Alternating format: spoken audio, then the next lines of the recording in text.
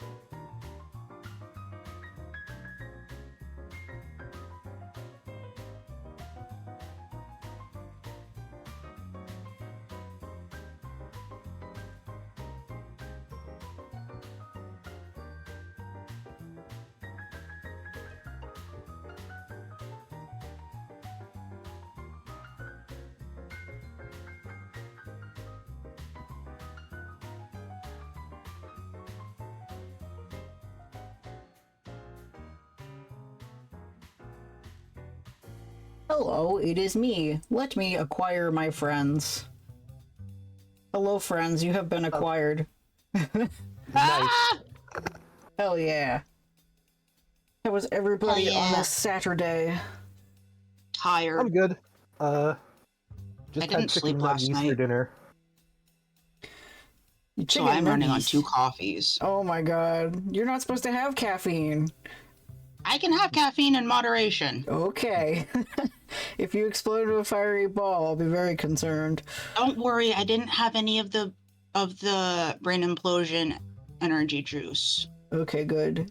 Because sometimes it scares me when you have so many monsters in a row. I really only tend to drink one monster at a time. Oh yeah. Yep. I do think it's fine when you clack your nails on the monster, though. Yeah. I sometimes at drag shows I have to have people help me open my monsters. I love that for you. I'm like somewhere between Orville. Orville's good, Vlad's tired, I'm good and tired. Yeah. Because the world is exhausting and I'm employed and that's exhausting.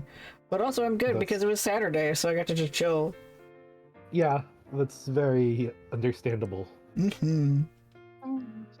Alright, so before we get into the crimes again, I will let everyone know what the triggers are for this act, and then if you two want to fight out who wants to summarize what we have consumed so far, and then we can continue our adventure. I'm the Homestuck Virgin, so it might make more sense for me to summarize. Okay. It would be funnier at least. That's true. So, for everyone who's here, or will be here, I have it pinned at the top. The triggers for Act 2 and 3, you know, we might get to Act 3. I was surprised we got to Act 2 last time. But we should be aware that there is ableism, particularly use of the R word, because this comic was made in 2009 for the first, you know, little bit of it. There is also alcoholism, a lot in this one. Toxic parental fraternal relationships, a lot in this part. Dead pets, mild homophobia, and racism. I haven't read this in a very long time, probably not in the last 5 years or so. I think I read it again maybe like 2018 was the last time I read this. So I don't remember what the racism parts are, but you know, we'll try to avoid those as much as possible. So, Orville, what do you remember happened? So, a 13-year-old boy named John Egbert gets a mysterious video game called Spurb, and upon playing it realizes that it could cause the end of the world. With the help of some friends, of which 2 have been named too far, Rose Lalonde and Dave Strider, who also have the game, he manages to prevent a meteor from destroying his house, but does so by somehow teleporting the house to another world. We left off with his friends now also in danger of the game harming them. And we just got an in-person introduction to Dave. Yep. Now we got to And- the sweet bro and Hella Jeff. Yes, we were Yes. going to, Which, if I recall correctly, is written by Dave in a triple irony poisoned way that possibly only he understands and maybe not even him. yes. So let me switch over to the Sweet Bro and Hella Jeff pages and pull out my beautiful... I made this page, and it's bright and colorful. You can't even read your name there in the corner. I forgot about the racism towards Jerome. Also, Orville, you can open up Sweet Bro and Hella Jeff in a separate Tab. tab. Okay, got Yeah. it open. So I curated a list of ones that are probably okay to put on stream. A lot of them really in the middle are like sales of t-shirts. They had a lot of merch around Sweet Bro and Hella Jeff. And a lot of them are just like, you know, like more use of the R word, and some of them are just like, okay. You know, there's one that insinuates... I forgot that picture of Tony Hawk was at the bottom. Yeah. There's one that insinuates that Sweet Bro fucks a turkey. Like, you know, you know, the kind of Thanksgiving turkey Nana is based off of. And one where they suck their dog's penis. Yeah. Quick tangent, because of Tony Hawk, it made me remember something. You want to know the most cursed information I learned recently? I'm so ready. Tony Sure. Hawk's got a child who's a popular hyper pop musician. Mm-hmm. All Their I name can is do- Goopy. Gupi. I Yeah. love that. Goopy Hawk. Oh, That, like, Tony Hawk. When I first learned that, I was like, wait, what the fuck? I guess. Whoa, Goopy Hawk. Isn't there some kind of tie with Tony Hawk being somehow related in some way to what's his name from Nirvana?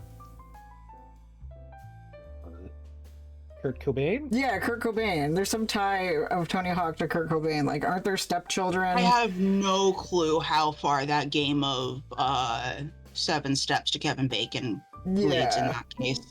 Yeah. I'd be lying if I said I did.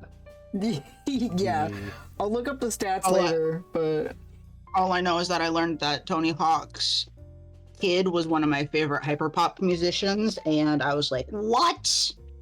it's pretty just broke iconic. Your brain, All right. like perhaps, Homestuck shall do to me. Yeah, exactly. So I got some nice, gentle, chill jazz that's perfect for listening to Sweet Bro and Hella Jeff, or else it would just be Bone Trestle for 30 minutes, but that would be a little jarring on the ears, since I'm already torturing your eyes, so...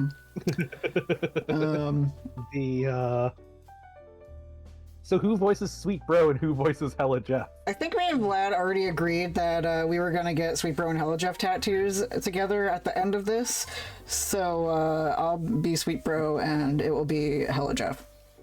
Sounds good. Yeah. I can't wait to be a useless piece of shit all day and play these games. Oh fuck, I'm falling down all these stairs. I warned you about stairs, bro. I told you, dog. It keeps happening. I told you, man. I told you about stairs. And I love at the bottom, become a baby, retain your adult knowledge, and assume a form of a human infant, your satisfaction guaranteed. Oh, yeah, bitches. So good. Ads by Project Wonderful. So good. I hope this ad is for some pornography. No, pornography. Get me some money. Alright, next comic we got. There's no genitals here, so this is safe to show on Twitch. Number is Bro? this? Number 2, yeah. Yeah, dude. Okay. Where are your pants? I took them off because I was banging your mom for a minute there. And now you are banging her. Yeah, exactly. Alright, next one. Number 3. I forgot how stupid this They're was. so good, but so bad. Yeah. No, yeah, they're just shit posts. They're just literal shit posts. Yeah. Like this one I think about all the time. Today I put jelly on this hot dog. Just how high do you even have to be just to do something like that? And I love that Husky didn't even like fill in the paint bucket for the other 2 fingers. I mean, to be fair, the paint bucket's all fucked up. Oh yeah. I just end up doing things manually. But Well, these are all just kind of JPEGs, so yeah, very badly saved, actually. I 100% want to try. Like I know what a JPEG Yeah, is. I just want a a picture of a JPEG. goddamn hot dog. I very much want to try jelly on a hot dog. All right, next one is number 4. Obama. The economy in ruins. No. Economy. Yes. The economy in ruins? Bruh, time to get my game on, know what I'm saying? And there he goes. The squirrel has his game. I'm not joking. What did that guy even smoke? This is insane. Maybe they're right that sometimes video games does cause violence. Also, I like how it's just screenshots of the previous. Yeah. No, yeah, I really like that. It's just all reused. I'm obsessed with Pretty the fact much. that like this is actually so pertinent now with like the Switch 2. Like I'm assuming like Yeah. it's probably a drawing of a PlayStation, but like I'm assuming he's walking out with that Switch 2 and the squirrel steals his Switch 2 because Look, the my economy is in ruins. Well, my understanding is that Homestuck is transcendent of all time and space. So It's true. Actually, He is predicting the past, the future, and the present. Actually, it's pretty nondescript what he's holding. It could be any kind of handheld. Yeah. I think just it It looks could like the be. PlayStation on the top panel because it's got that circle on the top. No, yeah. That could be a disc player too, though. Yeah. Yeah. Maybe it's the It could be Philips his CDI. Walkman. Yeah. Maybe he modded his Walkman to play Pikmin. I love that idea. That is so cute. All right, Is the next next up. one safe? Yes, the next one is number 6. Okay. Bro, did you get the new hot game that everyone's buzzing about these days? Dude, you know I did. Like, you know it. That is so sweet, man. How about a bro hug ball? Okay, how do we do this? Let's do this thing. Let's make this shit work. We're doing it, man. We're making this happen. It's so pixelated. I love how deep fried these are getting. Oh, Yeah. also, Orville, I need you to burn these images into your memory. Yeah. This whole we're doing it, man. It's we're making important. it happen, and you need to remember that Okay. for the rest It of is your important. life. Every time you go to hug, like the next time you see any of us in person and go to hug us, you have to think about this. Okay. You cannot hug shrapnel without thinking. I don't know if you guys hug or have they ever explored each other's Shrapnel bodies? No, I'm usually is kidding. not much of a hugger. One day you will hug him and think of this. Because clearly, Sweet Bro does not hug, but Hella Jeff definitely hugs. So like that's why I'm Sweet Ella Bro's Jeff and Shrapnel is Sweet Bro. probably. The Sweet Bro is like is definitely the angrier one, and Hella Jeff is more the innocent one. For now. All right, next one, number 5 is good. Wait, that was 5. Number 6 is good. Bro, I got a ticket for the big game. It's sports. Dog, I'm so jealous. You know, I love the big game. Oh yeah. And there he goes, the big man. The Rock. He's driving so hard through the point downtown. Alley-oop for the slam dunk. It's in the face. backward. I don't know if you remember at all during Breath of the Wild, sometimes I would say, the big man has the rock, anytime I had the bomb, or anytime I picked up a rock. It was just a reference to this all this time. Yep, I was the big man, has the rock. Alright, next, number 7, that one's good. Well, kind of. Jerome is a little bit of a racist caricature, but he's an important character. Orville, you want to participate? Yeah, you want to sure. be Jerome? Introducing the new friend, Jerome. Bro, have you seen my socks around anywhere? No, dude. Again, with the socks. What is it even with you and the socks, man? It's like, you must be token up on a joint to make you stoned or something. I can't even think of who leaves all their socks long around like that. Ugh. The sock ruse was a distraction. I have the car. And then he drives the car into the water. Good job being Jerome there. Jerome has no lines there. Nope, he just stands there being a nice fella. But I always quote the sock ruse was a distraction quite a lot. This is part of my regular vocabulary. Sometimes I will just go, I have the car. Yeah, I have the car. When I have to go start the car for my grandma, I will be like, I have the car. Yeah. So good. Number 8 is also good. The picture of Tony Hawk on some milk. Yeah, bitches, it's time to get my pour on. I need to know what angel to use. It isn't coming out. Shut the fuck up. Where do you even get a nut that's that big? That just confused Tony Hawk. I just love it's the same squirrel, but even like pixelier. You want to know the best part? Is that this is genuinely what internet humor is turned into. Yes. No, yeah, it's surprisingly prescient. Like, I could see this on, like, it being circulated in, like, a meme channel of a server of it or something. We just talked about you, Shrap. Run quickly back to the bro hug. You're sweet bro. Yeah, basically, like, Shrap is very sweet bro coded, and Orville is very hella Jeff coded, and that Shrap is not a hugger, Orville is. Of course, he would be, you know, sweet bro not knowing how to hug, and then Orville going in for the hug, and they make that shit happen. They make it happen. We're doing it, man. We're making this happen.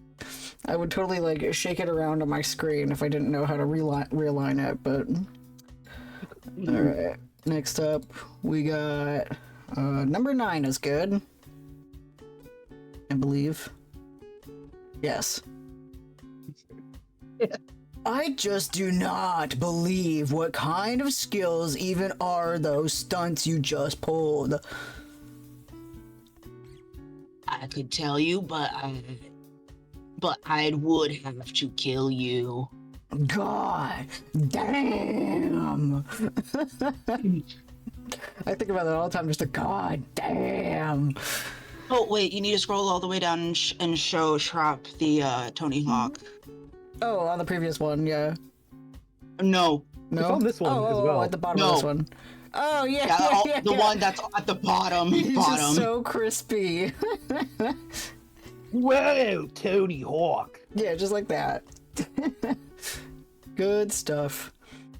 Alright, the next important one is number 16. Scroll down to 16. Because a lot of them are just like t-shirts and other stuff. But this one's a Christmas special. Shit, Oh my god. Is this where it comes from? Is this where the... This is not where Crinklefucker comes from. You're close. Oh, okay. I thought this was where... I knew the Krungle fucker existed. That's one of the few things I disclosed. Yes. But I was wondering if this was like, wait, that would make perfect sense. Yeah. Shit, let's be Santa.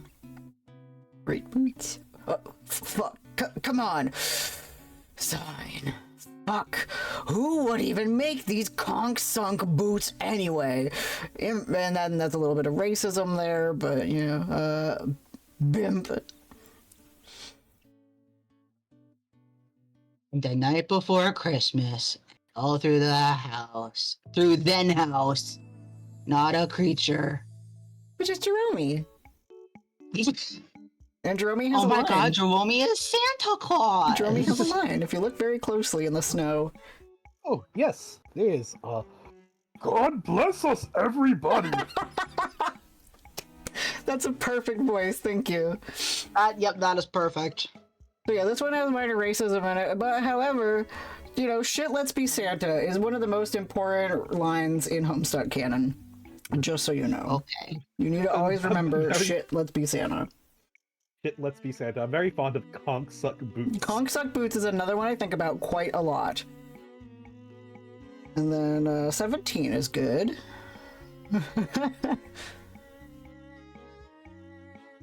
Storing the nude dog of Peaches. Holy shit, that dog is huge! He probably wants a treat.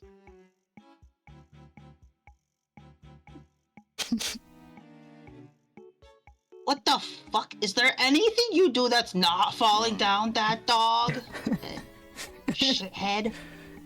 So yeah, just absolutely tripping over the dog. But the important thing is always the Hopi shit. Hopi shit will become important. 18. Number 18. I love the very blurry title here. Well, time to put the spoon back in the drawer. Shit. Get a load of this hornet's ass. No, you shit. Jessica's fucking Christ. Okay, turn the spoon first, you shit. No, okay, you turned it full ways, turn it back, then start over. Fuck. Dude, open the drawer first, then punch the spoon in. Dude, you closed it too soon. Listen, you shit. Turn it halfways, not whole ways, you piece of shit. Oh, there's a little gay slur in here, but or not gay slur, but he says gay negatively, but we can reclaim it. Yeah. You fucked up again. Open it wider. Yo, you complete shit. You fucking shit. That was gay. Yeah, that spooning is gay. Spooning is gay, yeah. Yeah. Stop being gay, you gay fucking shit. No, we don't wanna. Put the drawer back in the hole and turn the spoon flat ways. It was at this point when I got distracted by his mom's. Yeah, turn the shit flat ways is a very important thing that happens a lot in the future canon. Turning things flat ways. People trying to get things into other things and it not going so well. And just a hot ass is funny. That's literally like half of Act 1. Yeah, exactly. Mom's hot ass is very important. Not really. I think it is. You needed to see that. His expression is very, very good. Oh, yeah. There was one that I almost put on here for the expression alone. But then I was like, nah. Next, number 19. We got more big man. This one's about, AIDS. The big man's about to wreak some havoc in the yard. Full tweet. Alright, homies. Everybody, all y'all hold up. The big man wants to take a time out. Does whoever want to be the big man? You can use your Drummy voice if you want. It'd be funnier. Fuck yeah! It looks Link, the big man, wants to level with us about something. He wants that all of us to keep it real about AIDS.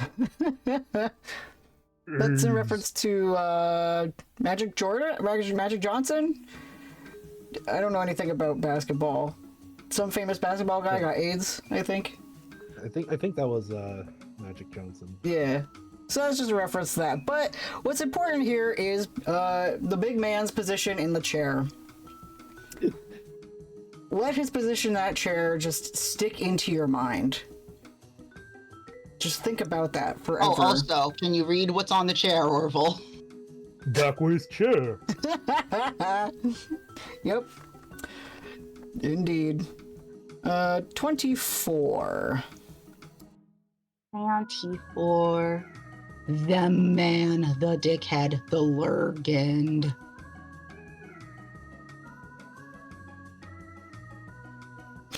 I can't read that tiny ass thing. Now I can. Hey, heard that there was some fat, ugly nunsack over here that was God's gift to Grimes. Who'd wanna know? To be continued, so then we continue to the next comic. Nude. And there he goes. We have liftoff. And then he just goes higher into the sky. Into the sky. Cloud. Clown. It's me. And then you throw me in the corner. Doof, are you scoping this bitch's choice ass? Throw me again. I just you need to remember liftoff. Liftoff is very important. Okay. Good liftoff. And more, nice ass. Next one is 27. 27. Dong. Yep, exactly. A penis-shaped church. It says dong. Got to church. Dong. No, you. And then he says another, we're gay. We can say these things. We're allowed to, or we're claiming it. You're praying wrong. Upon closer inspection. God. Rug. Christ, no, look, fuck. Dude, look, no, it's not that hard. Good lord. Okay, you're obviously just doing this to piss me off. Jesus, dick. And then just a lot of slapping, trying to get his hands into the right position.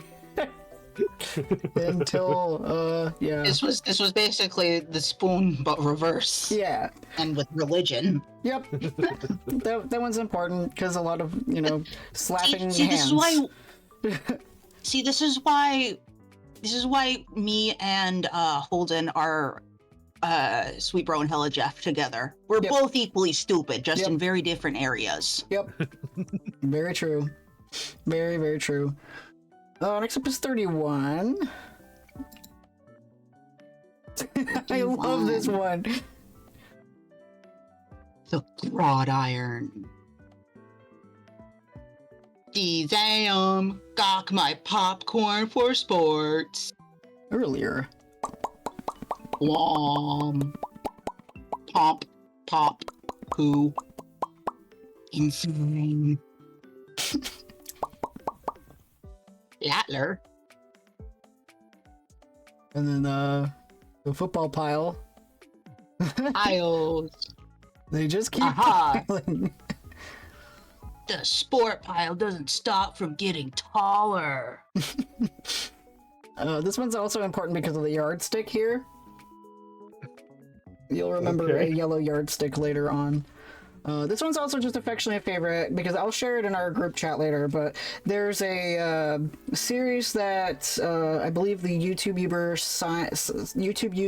Seinfeld's Pit Stain, I think their name is, lovingly animated their favorite Sweet Bro and Hella Jeff comics, and this was one of them. And I love just the sound effect they use for the football men stacking on each other going, Feepo, Feepo, Feepo, Feepo. and it's very delightful. Next up, we're going to look at 32, the next one.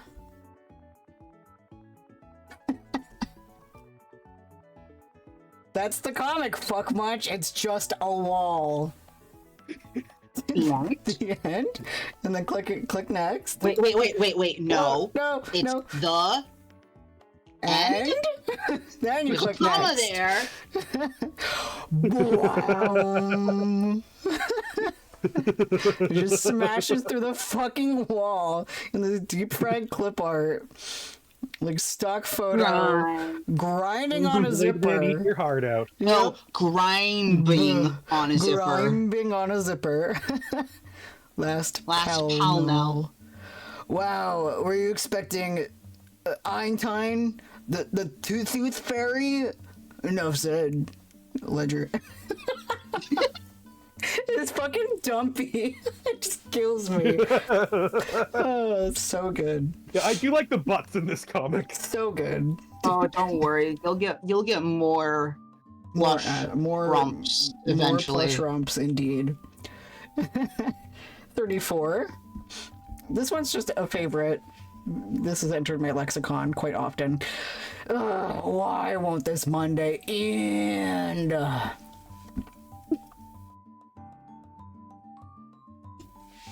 It's Tuesday, you fat nasty trash. Stoned. 420. Which is funny, because it was just recently 420. Yeah. But it's Tuesday, you fat nasty trash is often in my lexicon. It's a very good line. Mm-hmm. And then 35, the next one. Sweet bro and Elijah on that date. Today we go on this hot date with a beautiful Wonan. The date idea plan is to go talk to the subway and stand outside and smell the sandwiches make for a while. Vent shaft. Weird stunk. Dude, that rank ass vent smells like shit. Bro, this date is shit. You're shit. You are blowing it with this foxy slunt. Can we at least go inside the shithole? Fuck you, turd loser. Stop it. Stop smelling those sandwiches, you hideous cock. She's escaping to the side. Woggle. So yeah, this one's a personal favorite because of the fact that, one, they're in a polycule. Yeah. You know, they're going on to... I say it beautiful Wonan so often. Yeah. I don't know if you've ever remember me saying Wonan at any point on any stream. I might. It sounds familiar. Yep. So beautiful Wonan. And also, like, I can't look at Subway the same way ever again. I always remember the weird stonk. And to be fair, that's not the worst thing Subway could be associated with from this time period. Yeah, exactly. Also, the Wonan only has one shoe. To be fair, so do most other characters in this comic. If they have shoes, they're wearing onesies. They usually only have one. Next up, we got 36. Waity. Who gives a fuck about that elephant and its huge butt and its gray mutant penis? That's not correct. They're not gray. Anyway. Should I look up for drawing references? I was gonna say, it's not wrong. Yeah. I know a lot about... I work in animal medicine. I know a lot about, yeah. Animal... penises. Do elephants cry? Not actually sure on that one. Anyway, here's our buddy. Dude. Check out this fucking squirrel. I'm giving him my money. Oh, God. Damn. And then Jerome on top of a giraffe. He's having a good time. Roll me on a giraffe. Yeah. I think that Jerome is so lovable. He doesn't do anything, and I applaud him, you know? He's just living his life. And if that Someone's isn't- got to be the useless bitch. Yeah, exactly. Yeah. He's just very happy to be alive, and I love that for him. We got 38. Sports. Charlie Brown. This is what the reference. Oh, that's what Chorley comes from. Sort of. Early bird.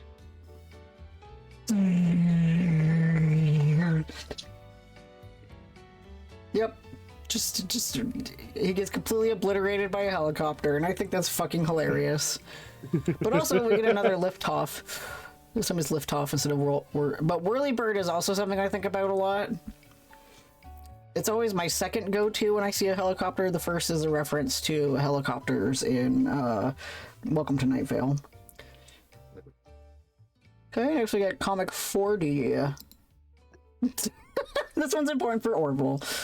It's not important to anything whatsoever. Wait. Hold on. Orville. Did you notice in the list? Oh? Did I notice what in the list? Which There's one? no comic 39. Oh, yeah. Oh, there isn't. I didn't even notice I that. was like, why are we jumping to, Well, I mean, we've been jumping around, but Yeah. like, there's no Yeah. comic 39. Wow, There isn't. I didn't even notice that. Anyway, we're here on comic 40. Dude, stop yiffing my butt! And that's it. That's the comic. I think this is not important to Homestuck canon, but important just for Orville. Just there's fur sonas of them. Yeah. And then 41. It's time to get ripped up. Fucking incredible. Yep. That's important to look at. You know, we don't want to look at 42 because 42 has lots of slurs in it. And then, of course, 53 is the one in which they suck off Peaches the dog's wiener. So, but that is everything you need to know about Sweet Bro and Hella Jeff. Holden, Yes. you can't read. That says 43. Yeah. 43? What? Yes, you said 53. 43, my bad. You can't read version. Oh no, it says after 46 a bunch of other comics too. Yeah. Because then after that it's a bunch of comics where like, yeah, because you It just gets dumber. Yeah, it just keeps getting dumber. Like there's a whole side plot where they're This is basically, Sherlock Holmes and stuff. What Beavis and Butthead it would be if was written by a scene kid. Yep. I'll show you it later, Shrap. But that's everything we love and know about Sweet Bro and Hella Jeff. Saying what I was thinking. I'm like skirting the line of violated Twitch TOS with a lot of Homestuck. Okay. Alright, so we're back to Homestuck proper. I will switch off of my jazz and put on my Homestuck playlist. We should be fine. Oh yeah, we're making this There's happen. been people who said worse. Oh yeah, 100%. I say skirting the line, but you know, we're trying to be faithful to an extent to the content here. So, alright. In a new tab, you open another one of your sites, a webcomic ironically maintained through a satirical cipher vaguely similar to that of your blog. It's called Sweet Bro and Hella Jeff, and we just read it. You have legions of devoted fans, most of whom are totally convinced of your creative persona's sincerity, which is just how you like it. Exactly. Alright, Dave, check out the latest page of the Midnight Crew. This won't be important, will it? I'm a member of the Midnight Crew. You figure as long as you're chilling at your computer, you might as well see how that new MSPA story is going. You haven't looked at it in a while. Delightful. I was like, I forgot all the words to that song. I'm gonna have to relearn it. Midnight Crew. You are members of a sinister gang called the Midnight Crew. Your nefarious plots are serpentine in complexity. Your schemes, convoluted. You're planning a heist in your underground hideout. What will you do? Use Occam's razor on plans and schemes.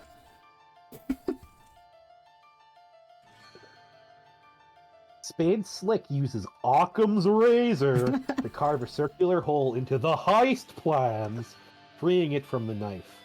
You wonder what moron would jam the knife so hard into the table in the first place. Spade Slick climb the ladder and exit the hideout to implement nefarious plots.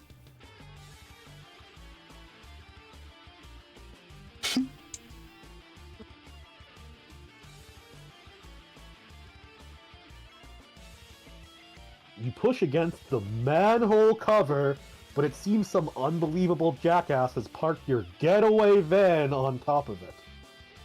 A familiar feeling stirs. That feeling is overwhelming, soul-blackening rage. It's the sort of rage that'll make a man feel totally justified in sporting an unnecessary, elaborate assortment of fancy blades. Shrep is correct. It used to be interactive, so like there were forums and fans would, after a batch has been posted, fans would be like, okay, I want the comic to go this way next. So then whoever got upvoted the most in the forums would be the next choice. But after a certain extent, somewhere in the middle of Act 4, Hussey was like, no, I fucking hate you guys, I'm controlling the story now. Because it would be 10 times longer if it was still by exceptions, or by submissions, so. Yeah, like the 4chan interactive adventures, yeah. Alright, Dave, skip ahead 100 pages or so. Okay. You don't remember where you last left off, so you jump way ahead. You always forget to save your place in the story. It looks like tempers have become short in this pressure cooker already. You speculate that the tipping point may have been an ill-advised motion for a game of 52 pickup. The second reference to that game. Or, my bad, 52 pickup! Which also, like, this is also a future reference. The comic wasn't long enough at that point, but, like, people would literally skip entire acts. And then be like, I don't know what's happening! And they'd be very confused, just like Dave is. Alright, Dave, save your place, read it later. Even though the adventure just began recently, it's already over 3,000 pages long. You just don't have time for this bullshit. You'll catch up later. Besides, it looks like someone's pestering you. You're pretty sure you know who it is. Ain't that a self-fulfilling prophecy? Alright. Dave, answer, chum.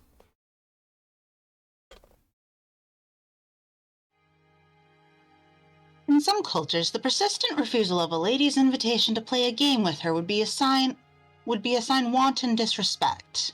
Either that or flagrant homosexuality. What? Oh no. No, look. I'm busy, okay? I got a lot of shit on my plate. I am sort of a big deal, okay? I know. Sometimes I wonder how you are ever allowed to pay for meals at in restaurants. It must be hard to keep a low profile when you're always overhearing odd voices whisper. It's that guy who has a blog. Ooh, we are getting a raid, just a second. You're talking about Viewers. Hello! Raid. Viewers. yeah, and you're talking about raiding their Streams. Who are their raid friends? viewership, right? I'm waiting for the thing to go. yeah. Okay. Hello, Pikachu! That's my friend! I haven't talked to you in forever. How are you doing? And hello, Antique Raven. How are you? Welcome. Thank you so much. What were you playing? What were you streaming? What were you doing? While you tell me what you are doing, I will tell you what I am doing. I am Holden Endor, the Bulba Boy. I'm here with my friends Vlad and Orville. Yep. Hi. Hello. Yep, and I am a queer neurodivergent Twitch streamer who plays indie and Nintendo games, but also we're reading through Homestuck together.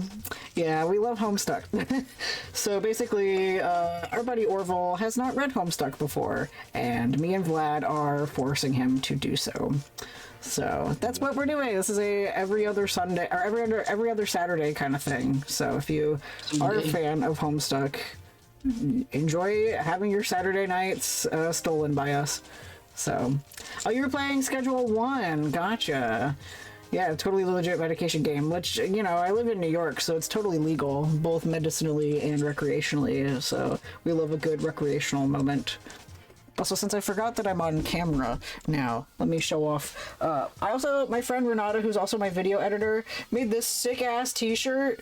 This is Monday to Friday, 9 to 5, I'm a boy, but weekends are for the girls. So, we out here. I'm out here, it is a weekend, I'm with the girls, and neither of the girls are, the other people in my chat, in my call are girls, so we're cool with that.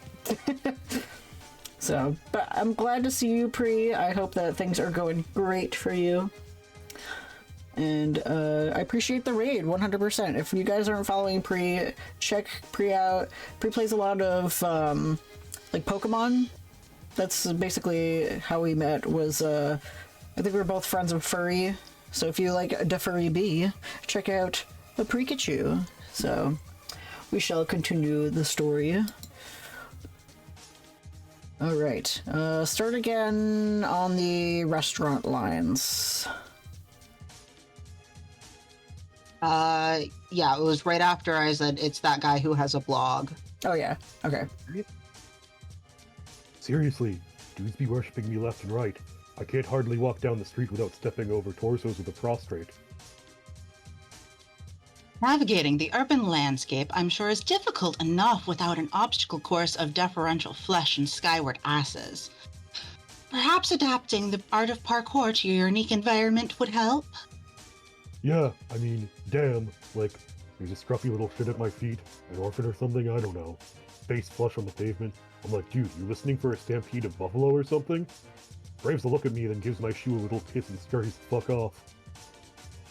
Heavy is the crown. Yeah, not kicking Oliver Twist in the fucking face every day is my gift to the world, I guess. Breathtaking magnanimity. Blech, I can't say that word. Magnanimity? Whoa, one. not even I can. Magnanimity.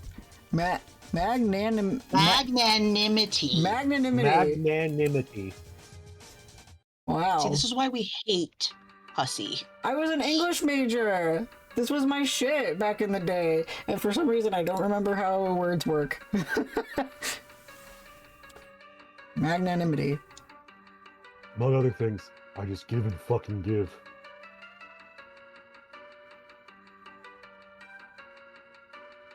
Full on. Indeed, nary a jewel tumbles from your wish box of daily exploits, which I imagine does not sparkle. Oh, for fuck's sake. They're just lobbying for me to play that dumb game. Baseless accusations! Look, I am telling you, Egbert is all about that game. He'll play it with you and probably be tickled about it. Yeah, unfortunately.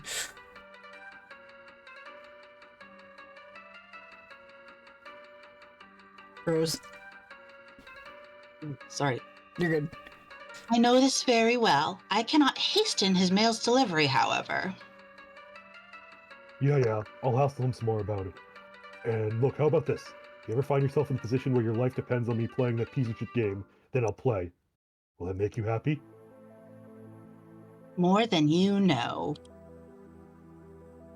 It perfectly mollifies my grief over the demise of chivalry. So yeah, Rose is just absolutely just so pretentious. I remember at one point, one of my read-throughs in high school, I decided I wanted to make a like an SAT vocab list and try to learn every single word that was every what's the word I don't remember the word, but it's like words that are flowery on purpose, and I tried to learn every single one of them for my own vocabulary. Verbose. No, it was like it's like there's like a website that's like blank word of the day, and it's like flowery word of the day or hold Some on. dumb shit. Grandiloquent, yes, grandiloquent word of the day. That was a website that I would frequent as well, so that I could learn all of her grandiloquent words. They did not stick in my vocab, and now I talk like Dave. Minus the slurs. Anyway, John, what are you doing? Stop doing nothing.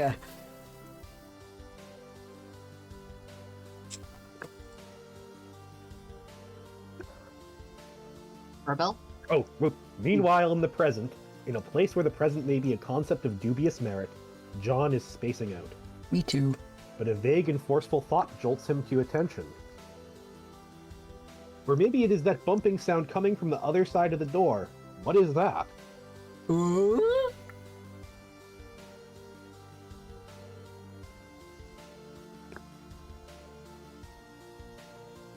Proceed, Orville.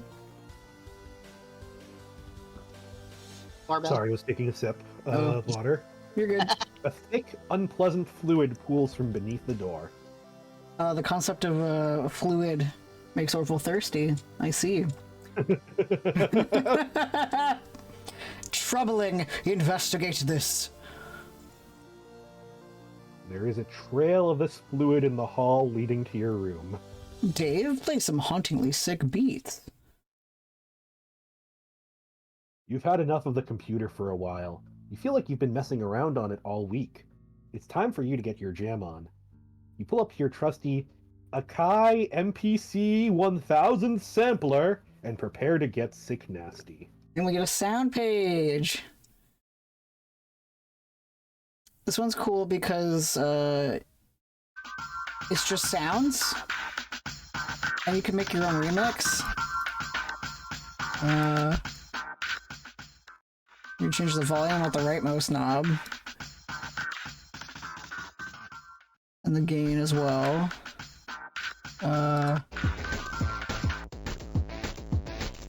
I'm making trans girl music. Heck yeah! We're decking it up in here.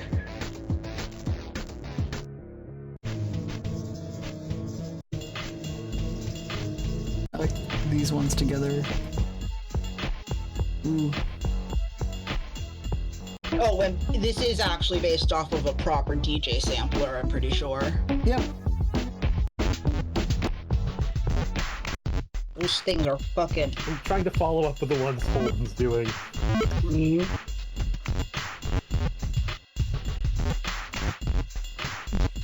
So yeah, this one's just like, you know, you can mess around, and it's fun.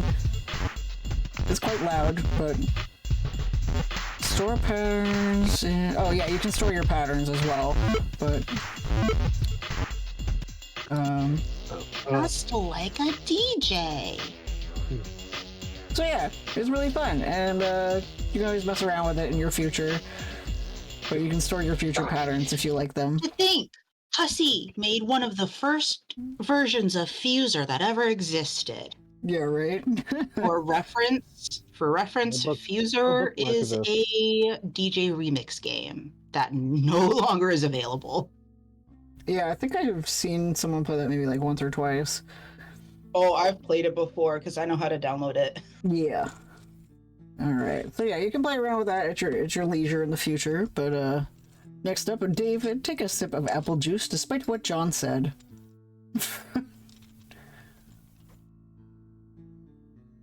Those beets were so fresh, they belong in the produce aisle, is what you're talking about. Soccer moms be thumping that shit for ripeness like melons. Know what I'm saying? After beets that fresh, it would be a crime not to reward yourself with a celebratory swig. Yep, and as you remember, 2 his plus is... 1. Yeah, his is his modus is all consonants are 2, all vowels are 1. 2 plus 2 plus 1 plus 2 % 10 equals 7. Yep. Then there he goes to sip it. He's very upset because all I can remember is little monsters.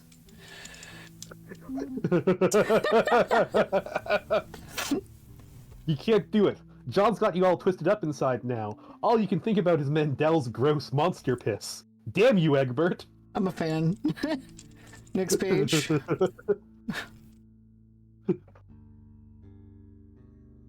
You recaptulog the juice! Dave, allocate sword to Strife Specibus.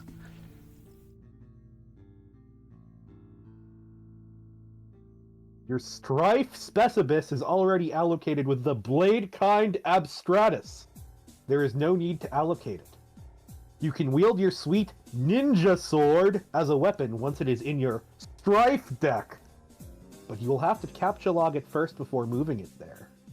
Dave, captulog sword.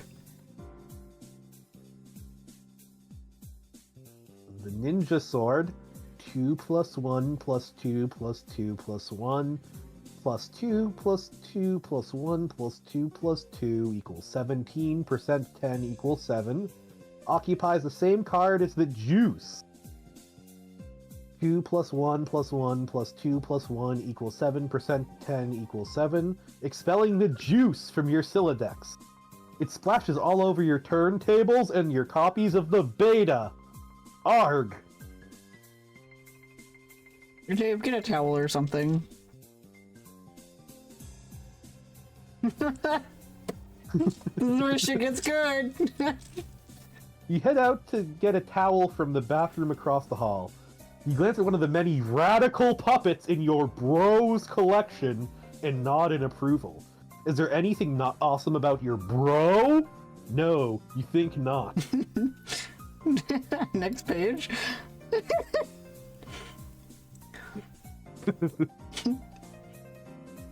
You enter the bathroom. There's a damp towel on the floor you can probably use for this crisis.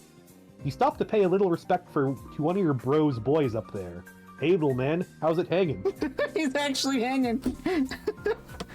We may have a toilet clown, but we do not have a bathroom puppet. I don't know if we should have a bathroom puppet or not. Nana, should we have a bathroom puppet, Nana? Depends on whether you can find a bathroom puppet that's friendly enough to get along well with a toilet clown. Exactly. Yeah, they retain moisture. I can probably make a puppet. That's right, you are a master of crafting. I mean, I've figured out how to string marionettes just from watching people do it. I could probably turn a doll into a... Suction cup into the bathroom window so anyone walking through the alleyway gets a jump scare. You get me a fucking fully articulated doll and I will marionettify her. I fucking love that idea. Alright, Dave, captulog the damp towel. You take the damp towel, 2 plus 1 plus 2 plus 2 plus 2 plus 1 plus 2 plus 1 plus 2 equals 15%, 10 equals 5. Expelling the box, 2 plus 1 plus 2 equals 5 and percent 10 equals 5. Dave, search the bathroom for something slightly less damp. Nah, you decide to just wring this towel out into the toilet to make it less damp. It is now just a towel! 2 plus 1 plus 2 plus 1 plus 2 equals 8 and percent 10 equals 8. Dave, take towel. You take the towel and grab the box again while you're at it. Dave, clean up the juice. And then he does. You clean 2 plus 2 plus 1 plus 1 plus 2 equals 8. Up the juice with the towel and hanging the damp beta envelopes on your line to dry off. And there they are on the next page, waving in the wind of his fan. In the breeze of the fan, the betas jostle near the open window. This arrangement is a little disconcerting. If they fell out, it sure would be a stupid way to lose them. Yeah, huh. Interesting. Dave, turn off the fan. The crisis is easily averted. You can't imagine it will ever resurface later in any way, shape, or form. That beta is as good as yours, forever. Sure. Next page. Certainly not foreshadowing anything. Yeah. Here. Probably go pester Egbert again. You wonder if he found the beta yet. You might also chat about your respective syllodeces and fetch modi if the topic happens to come up.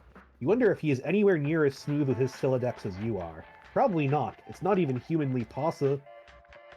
Next. Suddenly, a rambunctious crow flies in the open window and snatches the beta, possibly to make a nest with, or maybe just for the sake of being a brainless, feathery asshole. You yell at the bird. As someone who works with wildlife, do you think that's what actually happened? I don't think a crow would fly into the open window of a person who is right there. I mean, to be fair, they're probably still wet, therefore shiny. And smell like apples. So they may attract the crow brain. Crows have terrible sense of smell. So okay. They do spot shinies real good. Yeah. Yes, they have keen eyesight. Yeah. Birds don't Most birds have have terrible good senses of smell. Yeah. I mean, how could they have good ones? Look at their noses. They're just really tiny holes in a beak. Yeah. That's like the shittiest nostril structure ever. You get some birds like turkey vultures that can smell a thing die from a mile away, but... Yeah, but they have like giant fucking nostrils. Yeah. Alright, next page. He's so angry. Stop! And the sword goes flying out of his syllodex. I've always wanted to thread a loop a thread through a vulture's nostril. Dana, you're a delight. Alright, next page. You accidentally launch your ninja sword. Everything goes flying out the window, dead bird and all. Beautiful. Simply beautiful. Next page.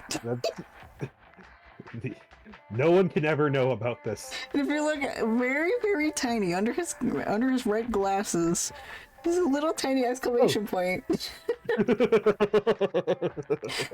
I think about this so often. I'll just like cover my mouth and imagine a tiny little exclamation point, but only when I'm absolutely gagged like that. Dave, look out the window. Yeah, you can kiss all that stuff goodbye.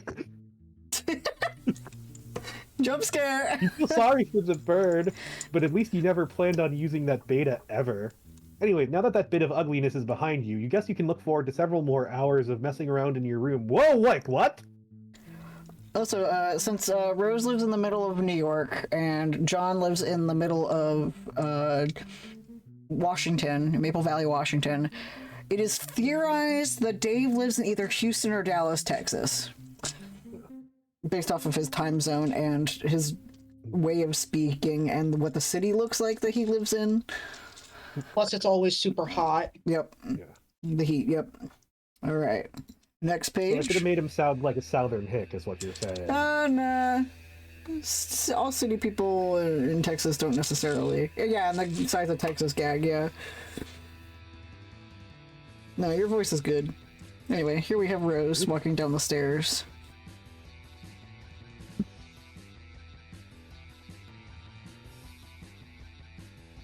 Orville. You prepare to descend the stairs to your living room. You're standing eye to eye with a familiar foe, a 20-foot-tall granite statue of the mighty wizard, Zazerpan the Learned. Your mother had him installed through a hole in the roof with a heavy-duty crane. Just look at that mystical gaze. To peer into those aloof, glassy eyes is to arrest the curiosity of any mortal. To behold the wisdom concealed in the furrows of that venerable face is to know the ceaseless joys of bewilderment itself.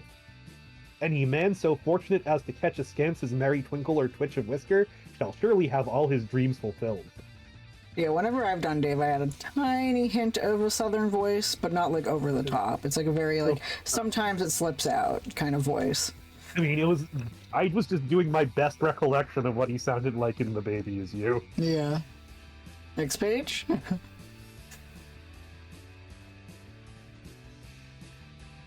find this grisly abomination utterly detestable. I love her face here. Rose, psychoanalyze Mother's love of wizards.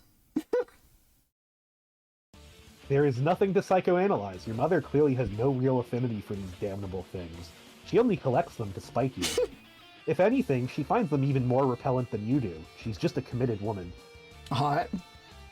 Rose, go downstairs to the kitchen back door.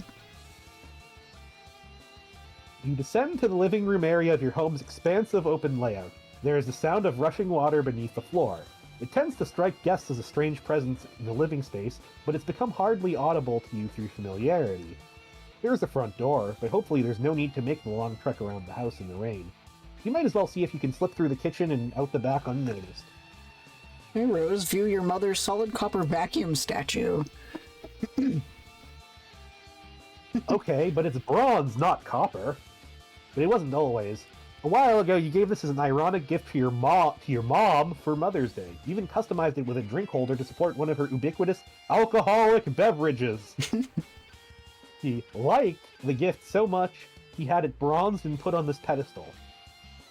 You even left it plugged in so it can still be turned on now and then, but never to do any cleaning. It never leaves this display. Sometimes at night when you are in your room, you can hear it wailing from downstairs.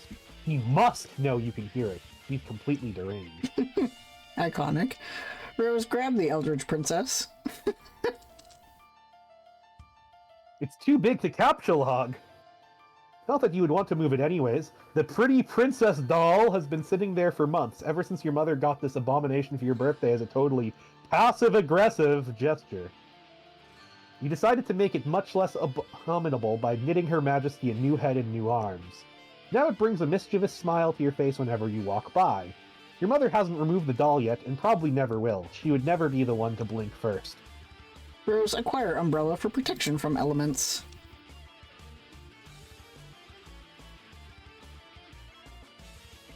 U greater than L. U less than V. You're going to have a hell of a time accessing that card when you need it. I guess you'll just cross that bridge later.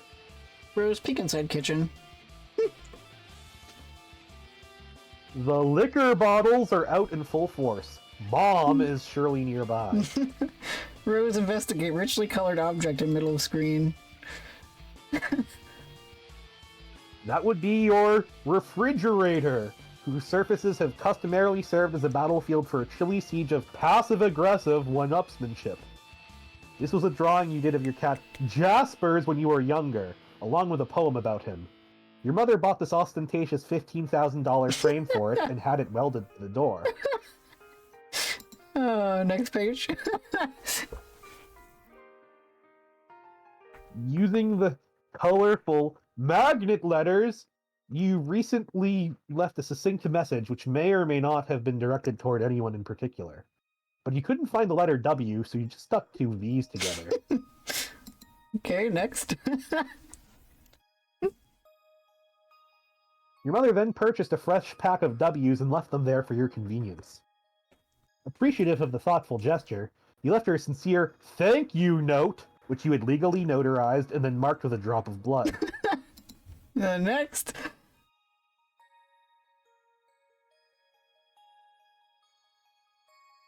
Fucking magnets, how do they work? But part of it was touching the floor, so your mother was kind enough to lift the lower portion of the document with a velvet pillow. Rose, attach W to face as a fake mustache. Here's my W. This is incredibly silly, and you're not sure how it fits into your campaign against your mother or getting your computer back online to escape your doom. But it's hard to resist getting a little silly sometimes, especially when you are absolutely positive that no one is watching. Rose, capture log W.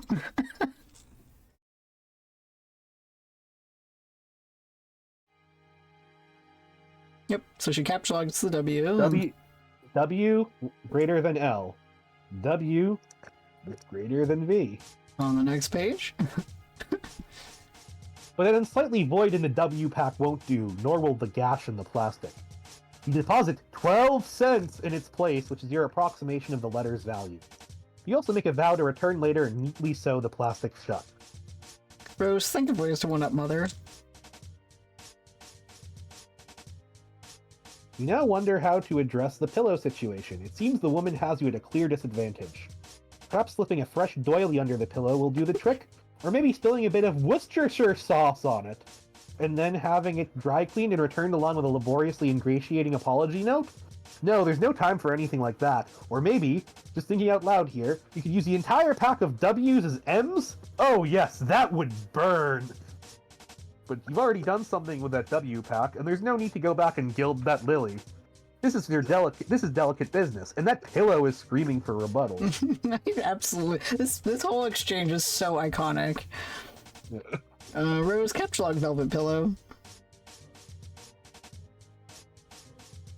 My takeaway is that both Rose and her mother are extremely petty and insane. And I love it. Me too. Just, that's my takeaway so far.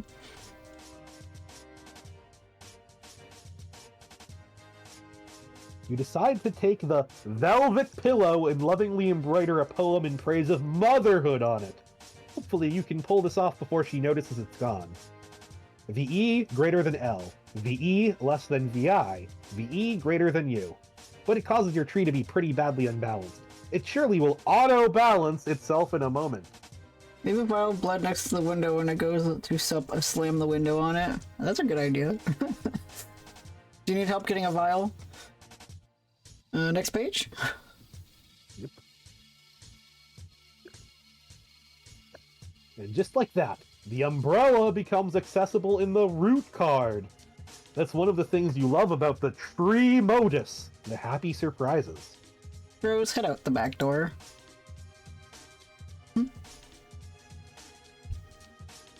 Okay, enough's enough. Time to get go. Ah! That was great. Is this how you feel when your mom just suddenly appears? I get that exact look on my face. Yeah. Just those narrowed eyes. Yep. Next page.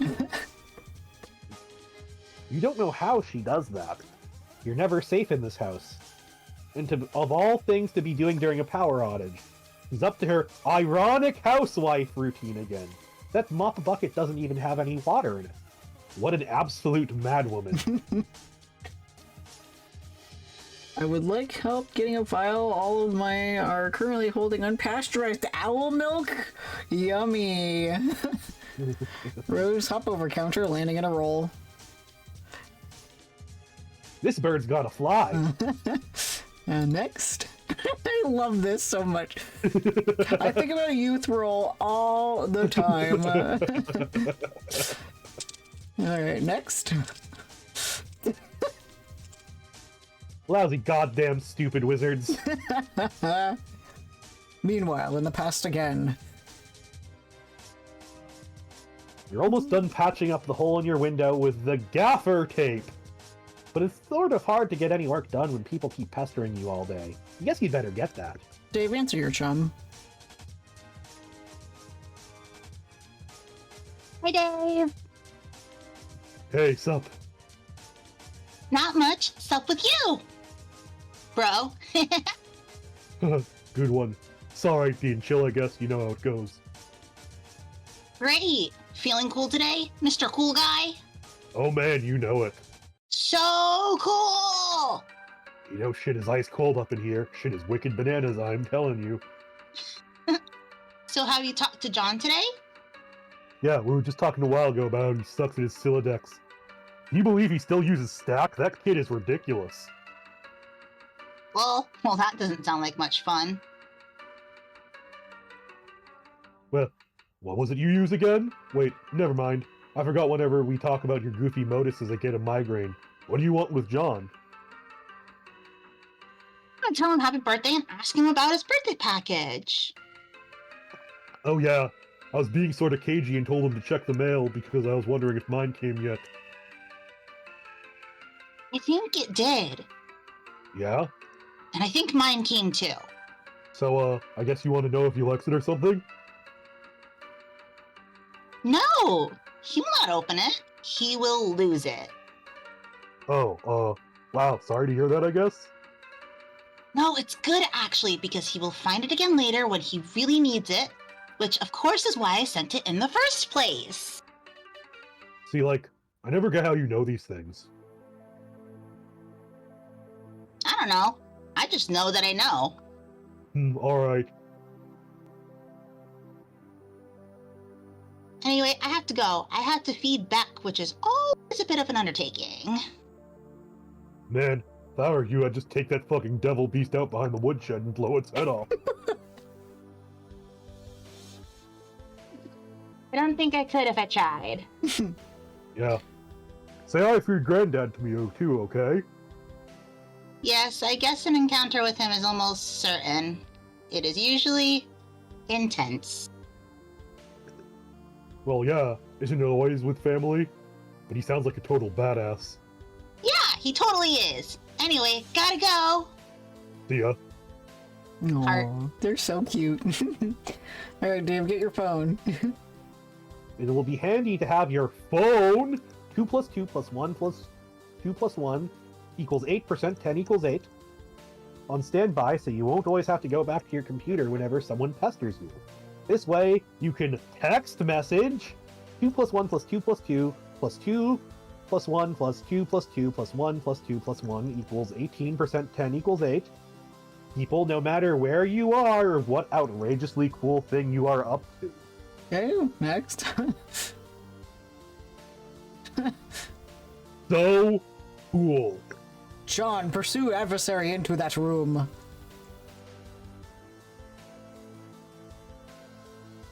And even meaner while in the present, sort of. Once again, the slippery antagonist eludes you. You only find more of these unpleasant, oily sneers. Someone is pestering you. Both your PDA and computer register the message. This chum will know what to do.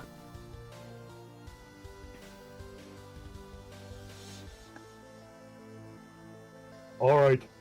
I'm out of my room now looking for my bro's game. Oh, good. Yeah, there's no sign of Rose yet. I hope she's okay. Well, if she comes back, I'll be ready. You better know what you're talking about, because this could get ugly. Brought my phone, and I also took my awesome katana with me in case things get too hot to handle. And they always do. You mean that cheap piece of shit you have on your wall? Fuck you! It's sharp, and it's awesome, and it's a sword. End of story. Okay, I don't really care. I'm in my room again. I really think there's someone else in my house. Like monsters or something. Howie? I wish. Dude, monsters aren't real. That's stupid kid stuff for stupid babies. Maybe. Yeah, you're right. What are you, an idiot? Of course there are monsters in your house. You're in some weird evil monster dimension, come on. Skepticism is the crutch of cinematic troglodytes. Like, hey, mom, dad, there's a dinosaur or ghost whatever in my room. Right, Junior, go back to bed. Fuck you, mom and dad, how many times are we going to watch this trope unfold like it wasn't goddamn funny the first time I saw it? It's once I'd like to see dad crop his pants when a kid says there's a vampire in his closet. Oh, shoot everyone in the minivan! Be fucking dad of the year right there. Okay, stop. What do I do? What, do you have a hammer? Man, so lame. Okay, whatever. You're looking to weaponizing your Silodex. My bro is always getting on my case about it, but man, it's not as easy as it sounds. But if you're fighting monsters left and right, you don't have much choice. Okay. I guess I could read up on data structures some more. How's it going there? I'm out in the living room, he's usually here, but I don't see him. Might be playing his mind games, he's always pulling this ninja shit. All I see is Lil Cal over there, so I guess he can't be far. Oh god, so lame. What? See, I just don't know why you think it's cool, his ventriloquist rapping thing. Oh, Lil Cal? No, man. Lil Cal's the shit. That's fine. You're entitled to your opinion. I'm just saying that being a white guy who's a rapper with a ventriloquist doll is not cool by any stretch of the imagination, or by any definition of the word cool, ironic, or otherwise. That's all I'm saying. Yeah, bullshit. Cal's dope. Puppets are awesome. John Egbert blows. The end. Yeah, more like the opposite of all those things is the thing that is true. I'm gonna read. Good luck with you, bro. Yeah, even meaner while. so many ways this has affected. Like, I am obsessed with the oh shit, everyone in the minivan Like, that has, like, always been some kind of, like, lexicon thing stuck in my head. Even if I don't even have a minivan, but sometimes when I've drove a minivan for work, I'll be like, everybody in the minivan! Alright, read your book. Stay wary of these foes. Monsters. Only babies who poop in their diapers believe in that stuff. But luckily, we get a sound page. It's Mom again! We get a grieve. Oh, her mom is really cunty. Oh, just wait. Just you wait. Blotto Perry. We get aggress. Passive. Grieve, aggress, abjure, abstain. Empty threat. We get abjure, where she offers Rose a beautiful pony. And abstain, where she threatens Rose with alcohol. And she auto-parries.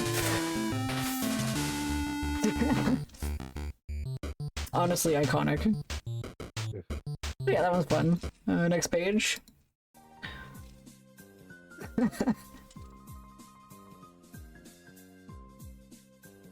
Once you're ready, yeah.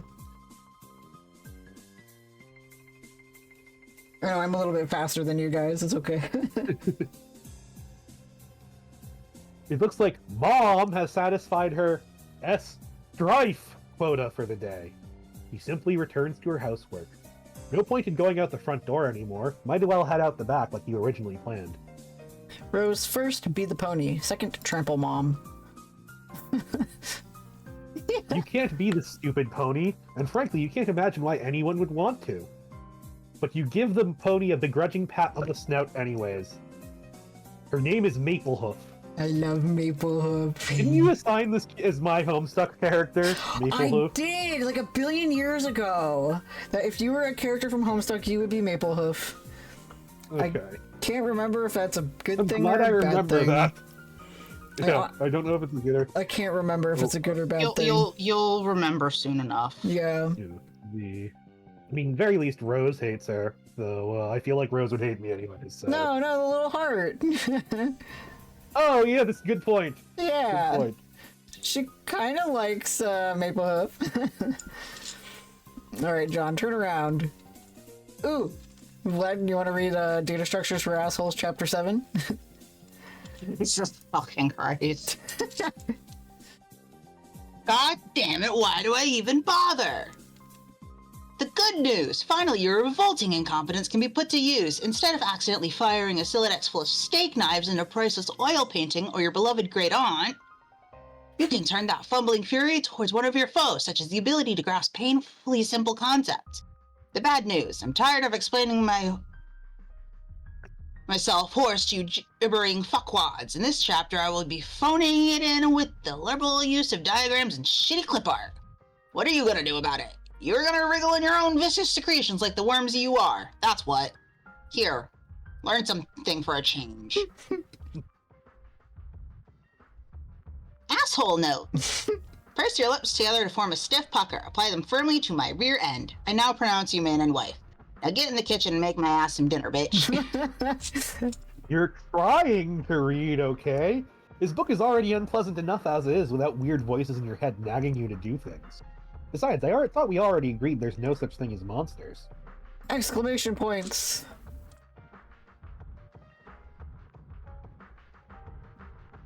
Fine, you'll interrupt your reading and turn around, but you don't see what could possibly be so, oh my god, it's a monster. And we get a sound page. Don't move or the bunny gets it. Alright. So this one is cool because it's also timed. It is very loud. Let me turn it down in my ears. Hold on. Oh dear god.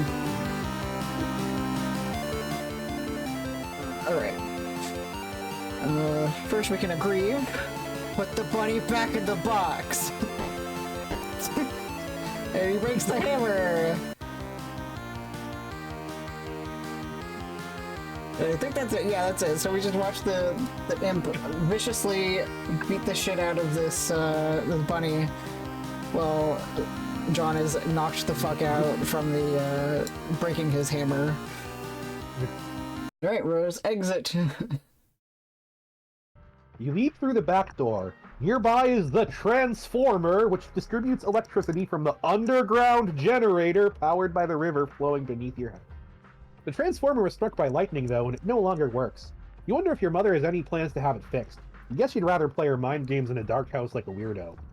You can see the mausoleum and the portable generator across your backyard. You're almost there. Rose, use umbrella. Nana, I feel like you're the least likely to fight an imp out of anyone here. You would be because friendly. I feel like you have the most imp energy. You have, like, an imp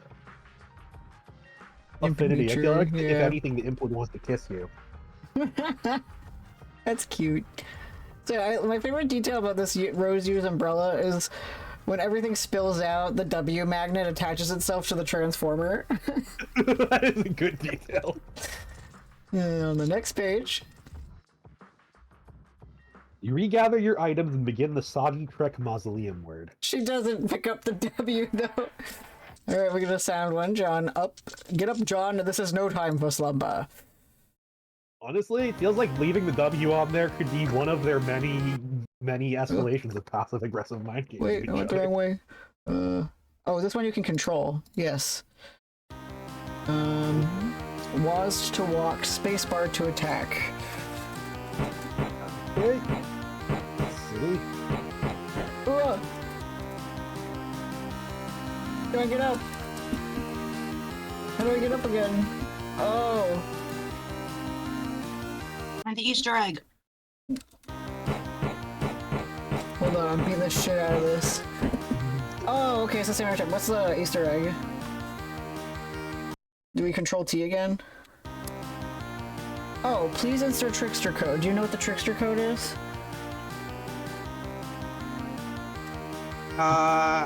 Let me grab it real quick because I did have it saved. Oh, sweet.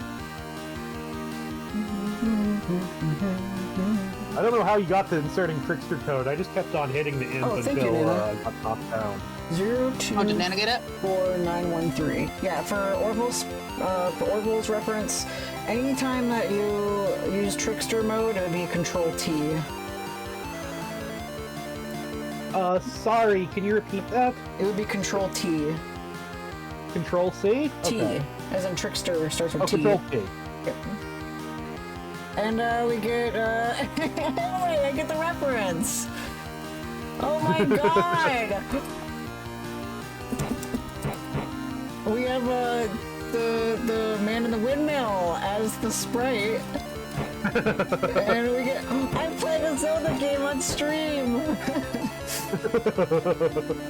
That is so cool. Wow! That's great. Give me a sec, actually. Okay. Yeah, because you're going Vorpal. We can do that again, that's great. The control key doesn't seem to be working for me, but I did see it on your Oh, that's a shame. Yeah, Vlad is now in trickster mode. And don't worry, those two will be getting their trickster modes eventually. I just have to finish them up. It will be a while though. Yep. Yup. Alright. Once Vlad readjusts, we will flip the page. So, do we move on to the next page, or...? Rose, forget the W and make haste to the mausoleum. I'm just waiting for Vlad to readjust. Yep, okay, we're good. Retrieving the W never even crossed your mind. It's just a stupid magnet. And Holden's just a little guy. Yeah, it's true. I'm just a little guy. Next.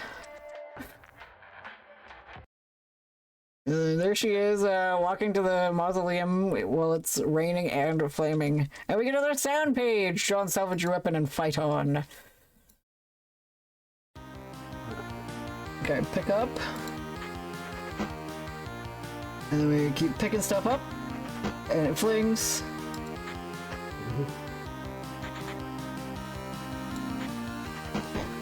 Oof. I don't know if this page has a trickster mode or not. I don't remember. But it's very satisfying to pick up the shale and the build grist. Yes. Beep. But you can't pick up the bunny, which That is look sad. like the rock and blue raspberry gushers. Yeah, there is no trickster mode. Alright. You said... There he is picking up the bunny. Puts the bunny back in the box.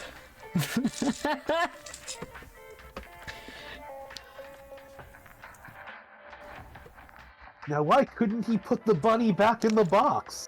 Now exult! Victory spoils are yours! And there he is, on the echelon, going from a Juva Squirt to a Plucky Tot. Oh, from a Green Tyke to a Juva Squirt to a Plucky Tot. And he does a little dance. Which this echelon, probably might not mean anything. I don't He know. busted it down. Yeah, he busted down. He got mad dance moves. That quirked up white boy is busting it down sexual style. Now he's Loaded with goaded into song. disgust. Yeah. I think the only one here on this list on the echelon that really is important is Boy Skylark. I don't remember the other ones being important. Oh yeah, let's look at these. Oh, there's oh no, the Green Type, Juva Squirt, Plucky Tot, Fidgety Bopper, Ankle Biter, Champ Fry, Pesky Urchin, Nipper Cadet, Brave Sprout, Pool Buckaroo, Knee-High Pilgrim, Moppet of Destiny, Gadabout Pipsqueak, Boy Skylark, Rumpus Buster, and Lodestar Youth. Yep. He gets money for Feels that. like a tag yourself meme. Yeah. Tag yourself. I'm Knee-High Pilgrim. Rumpus Buster, I think. I don't know which one I would be.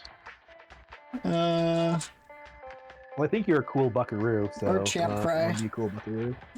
It was a reference to the Tears Ascent and Kirby's Adventure, which only showed on the Save Select screen and was very hard to look up. Huh. Alright. The Amazing Victory allows you to scale the first 2 achievement rungs on your Etcha ladder. You are now a Plucky Tot, with a new feather in your cap to show for it. The Etcha ladder rewards your bold ascent with 125 boon dollars. You waste little time in storing them in your ceramic pork hollow. I like ceramic pork hollow. Additionally, climbing the rungs has boosted your gel viscosity and cash limit. Next up.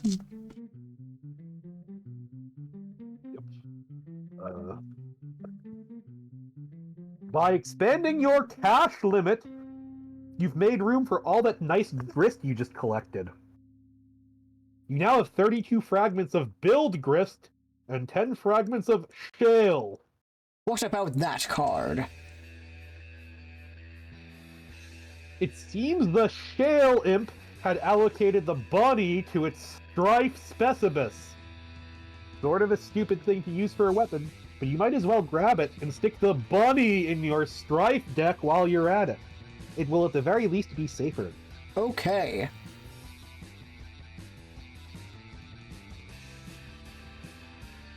Group the 2 specify in your strife portfolio. No self-respecting strifer would be caught dead without one.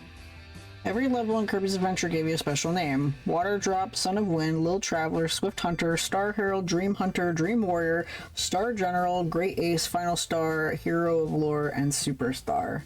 I do remember they kept that for the file names in Nightmare in Dreamland. Alright, gather the scattered bits of your large hammer. Oddly enough, it seems breaking the sledgehammer altered the Abstratus from hammer-kind to handle-kind, even going so far as expelling the head of your smaller hammer from your deck. To force compliance. You didn't even notice in the heat of the battle. You grab the sledgehammer handle, expelling the useless Harlequin figurine. Now repair the hammer. You merge the sledgehammer head with its handle and return it to your strife deck, repairing the hammer-kind abstratus in the process. The smaller hammer handle is ejected from the deck, since of course handles of any sort no longer belong in there, obviously. Fine, and now what? Dave is pestering you, but you don't have time to deal with his nonsense right now. Something is amiss in your room. You can't quite put your finger on it. Alright, next up. We see the mausoleum in the pouring rain.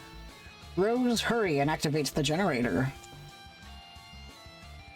You fire up the generator and drag a cord into the mausoleum. It would of course be foolish to run the generator inside a confined space. Generator safety is everyone's business. You heard it here first, folks. Rose, defile the tomb. Sorry, Jaspers. Have to make space for the laptop! Besides, your final resting place is already a mockery. You should have decomposed years ago under a bed of petunias like a normal cat. Not given to a taxidermist and fitted with a tiny, custom-tailored suit and then stuffed in a coffin built for infants. Yep, that's the reference for pet death. Rose, plug in your laptop.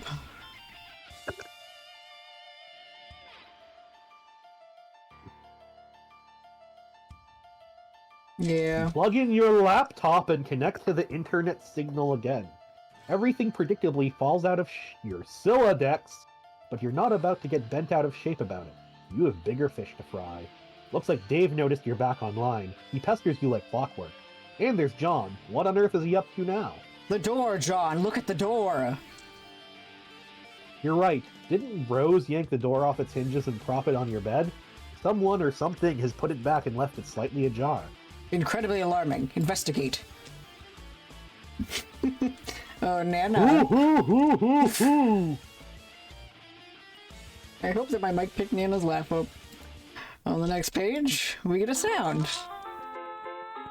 Oh, actually, yeah. If...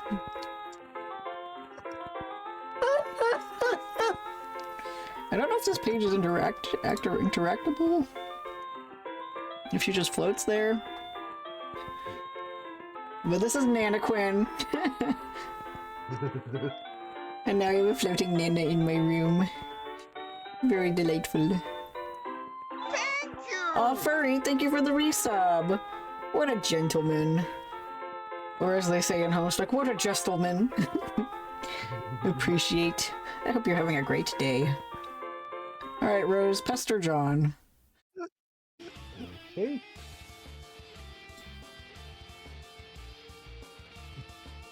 Oh, there you are. John said your house is burning down. Are you on fire yet or what? No. For now, I have retired to the safety of a smaller building which is much closer to the forest fire threatening my residence. Oh, well, that's a relief. John told me to get the game to help you get out of there, so I'm working on that now.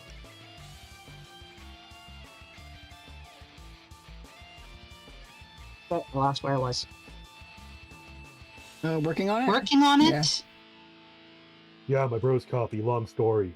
Hey, don't tell John this, but I think he might have been right about the puppets. They're starting to freak me out a little. You're referring to your brother's collection?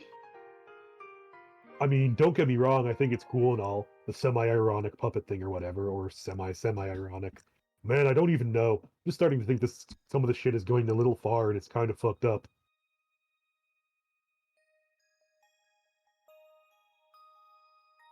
Rose. I've seen his websites. Like them. Haha, yeah, well, you would.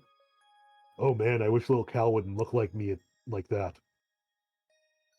With those dead eyes, Jesus. Sometimes I dream that he's real and he's talking to me and I wake up in a cold sweat and basically flip the fuck out. Interesting.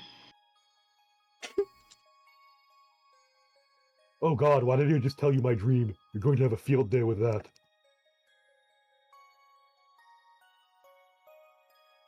You're apparently scrawling notes furiously into one of the many psychoanalysis journals I maintain for you.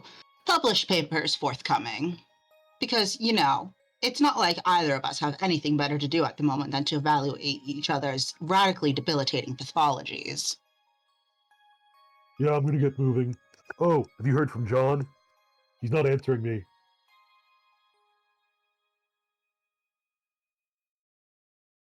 I don't think my He captions won't are answer showing me up. either. But I am watching him. I suspect he is preoccupied with the fact that he just had a bucket of water dumped on his head by the ghost of his dead grandmother, who also happens to be dressed like a clown.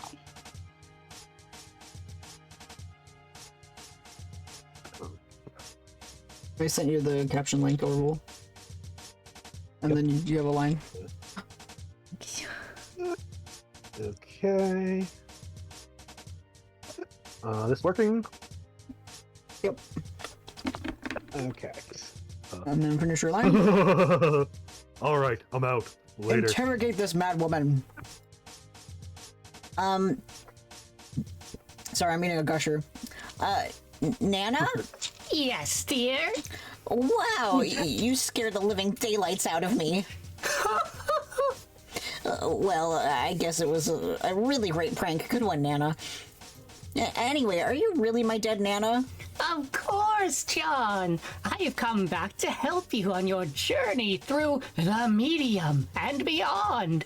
I am delighted to see what a fine young man you've turned out to be, just like your father. Okay, I guess I'll take your word for it. I don't remember you at all. My dad said I was really young when you died. Hey, speaking of which, do you know where he is? I looked everywhere for him. And on the next page, we see Dad beating the shit out of some imps with a broom, and then suddenly he's gone. Your father was kidnapped. Oh no. When you crossed over to the medium, he was apprehended by the very forces of darkness which your presence here has awakened. What? Okay, so what is the medium you're talking about? It is where we are now, a realm that is a ring of pure void, dividing light and darkness. It turns in the thick of the Incipisphere, a place untouched by the flow of time in your universe. You mean because we're inside a computer or in the game software or something? A computer? Why, what is that, dear? Some newfangled contraption like the horseless auto boxcar? Well, it's like this machine that, Of course I know what a computer is, John. I was just pulling your leg. Oh, okay. No, John, you're not inside a computer or software or anything like that. Try not to be so linear, dear. The software that brought you here was merely a mechanism that served as a gateway. Its routines, in a way, serve to invoke this realm's instance. Yet it stands independently of any physical machine and somewhat paradoxically always has. I'm not so sure I get it, but alright. So, what do I actually need to be doing here? I think it would be best if we started with the big picture. We gotta go on with the sound page.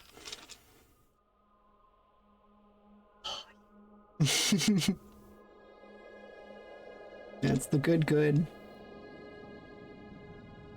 Love that your head bobbing.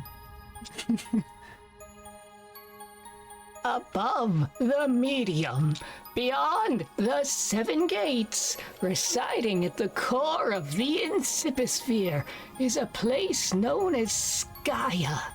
Legend holds that Skaya exists as a dormant crucible of unlimited creative potential. What does this mean, you ask? I'm afraid my lips are sealed about that, dear.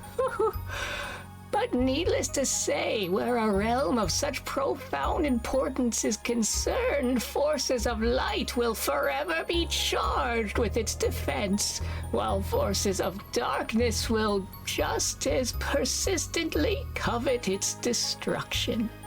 Okay, next we see a chessboard. And as it so happens at the center of this realm whose fate is in question, these very forces duel on a stage stuck in eternal stalemate. Yes, they have dueled in this manner forever. That is, until you showed up. Me? Me? Yes, you, John. And before your mishap with my ashes, you may recall the sprite's previous incarnation, which resulted from its kernel's hatching. You see, this hatching occurs automatically in response to your arrival. The result is a pair of kernels, one dark, one light, each carrying the information that they were prototyped with before they hatched. One goes down to a kingdom entrenched in darkness, the other up to a kingdom basking in light.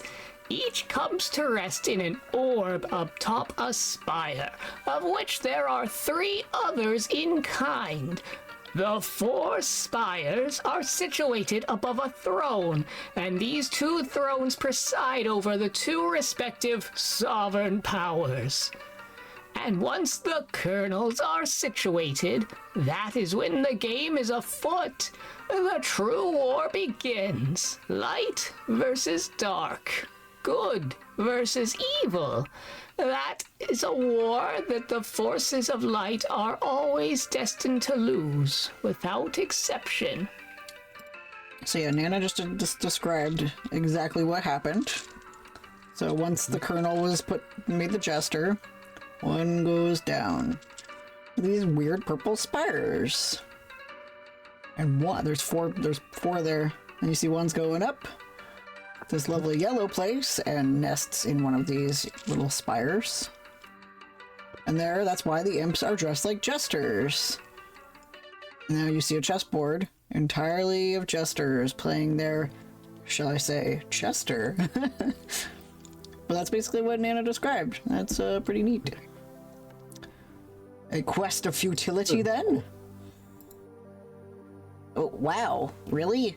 Then what's the point? That remains for you to find out, dear. For you see, the journey you're about to take is the ultimate riddle. Whoa! For now, your objective is to proceed towards Skya and pass through the first gate, situated directly above your house. Not even terribly far. The gate will become progressively more difficult to reach, so you'd better be prepared to sharpen your adventuring skills. How am I supposed to get up there? You build. Okay, I think I get it now. So I guess the battle against good and evil is sort of irrelevant? Well, I don't know, that all sounds kind of weird, but in any case, we build the house to get to these gates, and then I can save my dad. Yes, John. And then after that, we solve the ultimate riddle thing and save Earth from destruction. Oh no, I'm afraid not. What? Your planet is done for, dear. There is nothing you can do about that. Oh. Your purpose is so much more important than saving that silly old planet.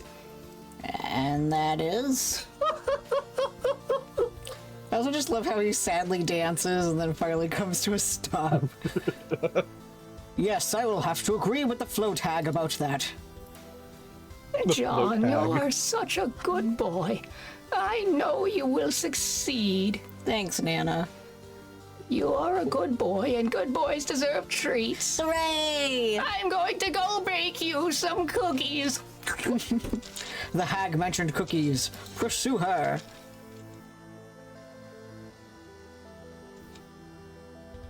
That's on you, Orville. Oh, god damn it. That is just what you need. More baked goods. John, you do not say no to cookies. I command you to get them. You totally abjure the hell out of that idea. You're so busy abjuring, you don't even notice Rose has been trying to pester you this whole time. Rose, hit John on the head with a box and get his attention.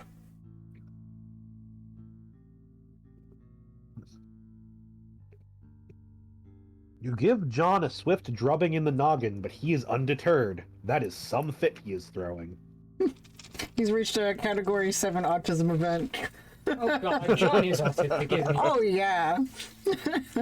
His special interest is bad movies.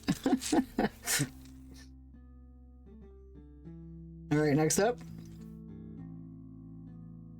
Perhaps you will take this spare moment to contemplate the Nana Sprite's strange tale. It may also behoove you to record your thoughts on these developments in your Game Facts walkthrough journal.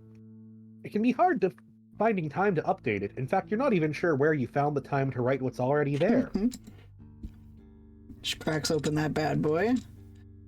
And it's a sad reminder. Oh, is that so, Jaspers? And just who do you think you're looking at with that smug grin? The last thing you need is sass from a dead cat. It's pretty much all his fault you're in this mess in the first place, so he can just button it. John, cookies, now!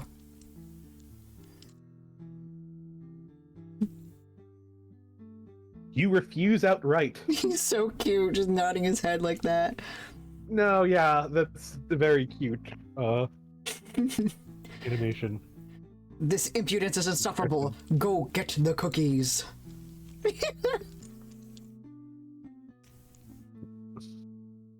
Well, when you put it so politely, how can John decline? John, you're stupid. You really need to work on your manners. Stupid, stupid, dumb. It's not a command, it's nothing. It's stupid. You're stupid. For the last time, I command you to get the cookies, boy.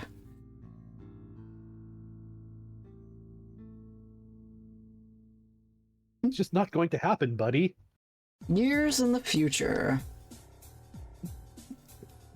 Remember that little figure that we met, walking through a desert? The little robed person guy, going through the desert into some sort of bunker-looking thing.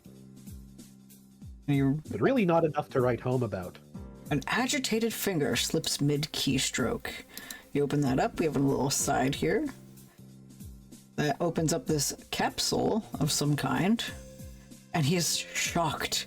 He has beans, he has mustard, and a book on human etiquette, which features a Catholic monstrance with a happy face in the center.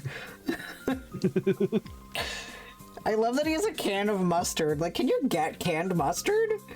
Maybe in the future we can. Yeah, maybe. Alright, back to the comic on the next page. After the mustard wars of 2500. Alright. Do you hate yourself, lad?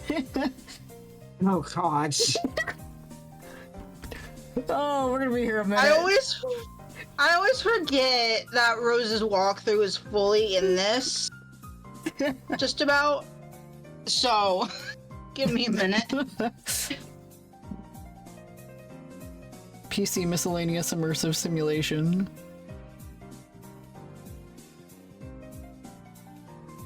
Okay. B100. The long and short. The medium, too. I may have been a bit hasty in advising you to not bother with prototyping the prototyping process.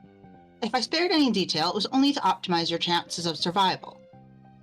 And if you find yourself begrudging the absence of certain instructions, which if followed would have resulted in your demise, then I guess that makes two of us. Otherwise, you're welcome. But the fact appears to be that prototyping the kernel sprite before making your getaway may offer the only opportunity to exercise control over your new environment, a place known as the medium. Also, if prototyped with one or two, sufficiently, albeit loosely, humanoid and/or sentient element, living or otherwise, it offers the chance to have all of this explained to you by an apparitional guide through whatever sort of cryptic, sketchy doublespeak your choice of prototyping elements engenders. In lieu of this, you may be forced to settle for my clear, thorough explanations and assiduous dissection of raw data. Again, don't mention it. If you have made it to the medium with an unmolested vanilla sprite, well, I've already covered the bad news about this missed opportunity, and I will go into this further soon. Though to what extent this actually is bad news, I am not sure. I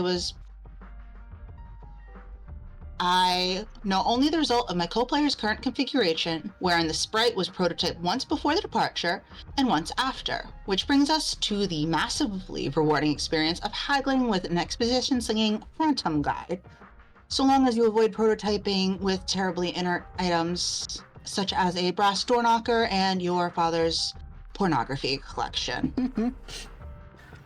Actually, that might be interesting. If you are struck by the spirit of such experimentation, please don't hesitate to contact me about it. So yes, you can enhance your sprite in this way. But doing so after your departure will no longer induce this effect on the medium I alluded to. That can only be accomplished with one or more pre-departure prototypings. In fact, you can extrapolate there are only so many ways to prototype a sprite. Tiers of prototyping in relation to departure: both before, one after, both after, only one, either before or after, none. Those occurring before will affect the medium through the kernel's hatching process, and your guy, i.e. the sprite. Those occurring after will only affect the sprite. The effects this process has on the medium, or more globally, the incipisphere, are still vague to me. They have to do with flavoring the forces you will struggle against, and generally all forces at odds with each other in this realm. It has given me some insight into the nature of the game, which I again derived through extrapolation.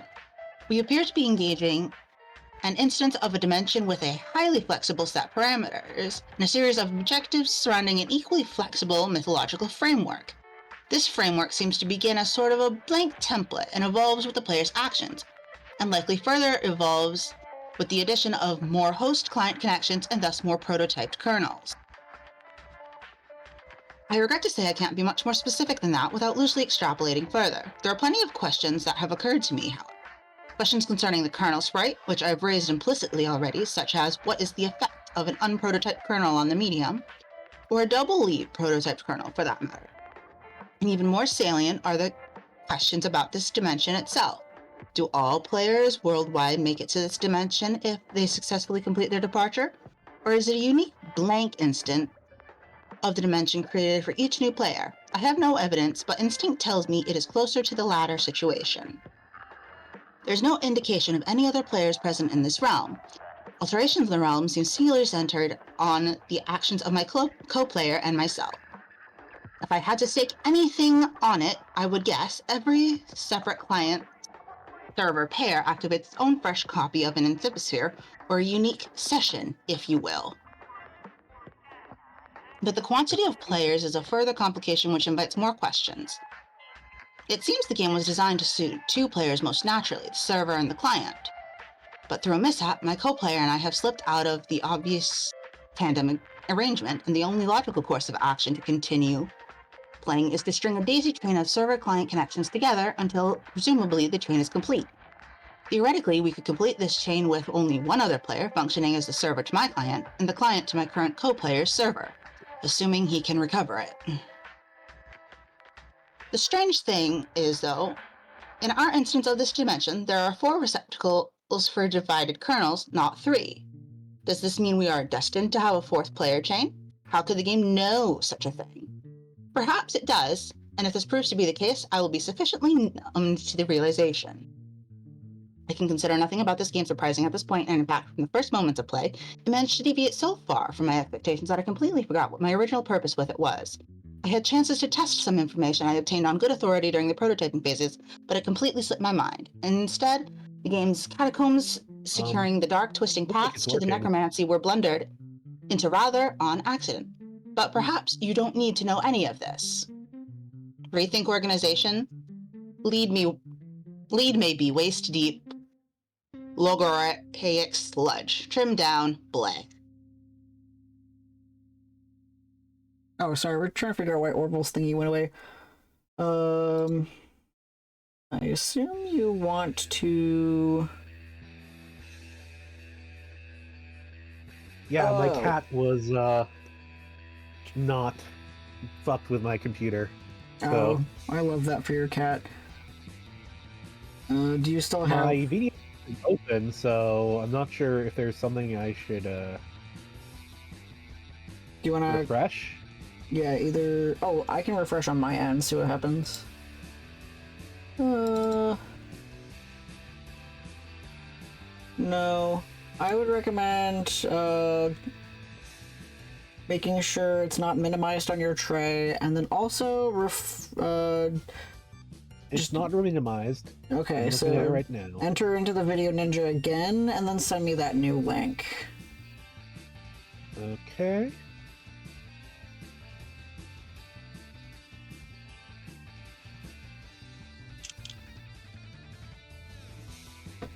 And okay. I love technology. Hold on. So got the link here. I'll send it to you. Yes, no, this is very rude man behavior. The thing where he doesn't like being harassed by shrapnel is quite reasonable, but fucking with my computer when I am streaming. Oh, it looks like I'm on now. Oh, okay, there it is. Alright, cool. It worked! Okay. So now we know what to do when my when Binks is indeed truly a rude man. So, Hi, yeah. Dan. How much of this do you know? How much did you miss? Have you read Homestuck before? So I Because think... we can try to fill you in before we continue. Well, we're in a three-way part of the story, so Rose trying to get reconnected to help John. But we got big ol' lore, basically, about how the world is. I don't think it's gonna work. I think Dan's best option is to watch the first 2 hours of the VOD. Yes. Either that, or he'll be able to pick up on what's going on as we proceed. But I think the most important thing on this section that Vlad just read is that Rose is now becoming aware that a lot of what she writes is, of course, logarithmic sludge. So good on Rose for having some kind of growth. So anyway, proceed, Orville. She's not finished with this yet. Jeez, cut her some slack. Maybe you could go bug someone else for a while? Or at the very least, someone else? Months in the past, but not many. Here we have Rose's house, and it is snowing.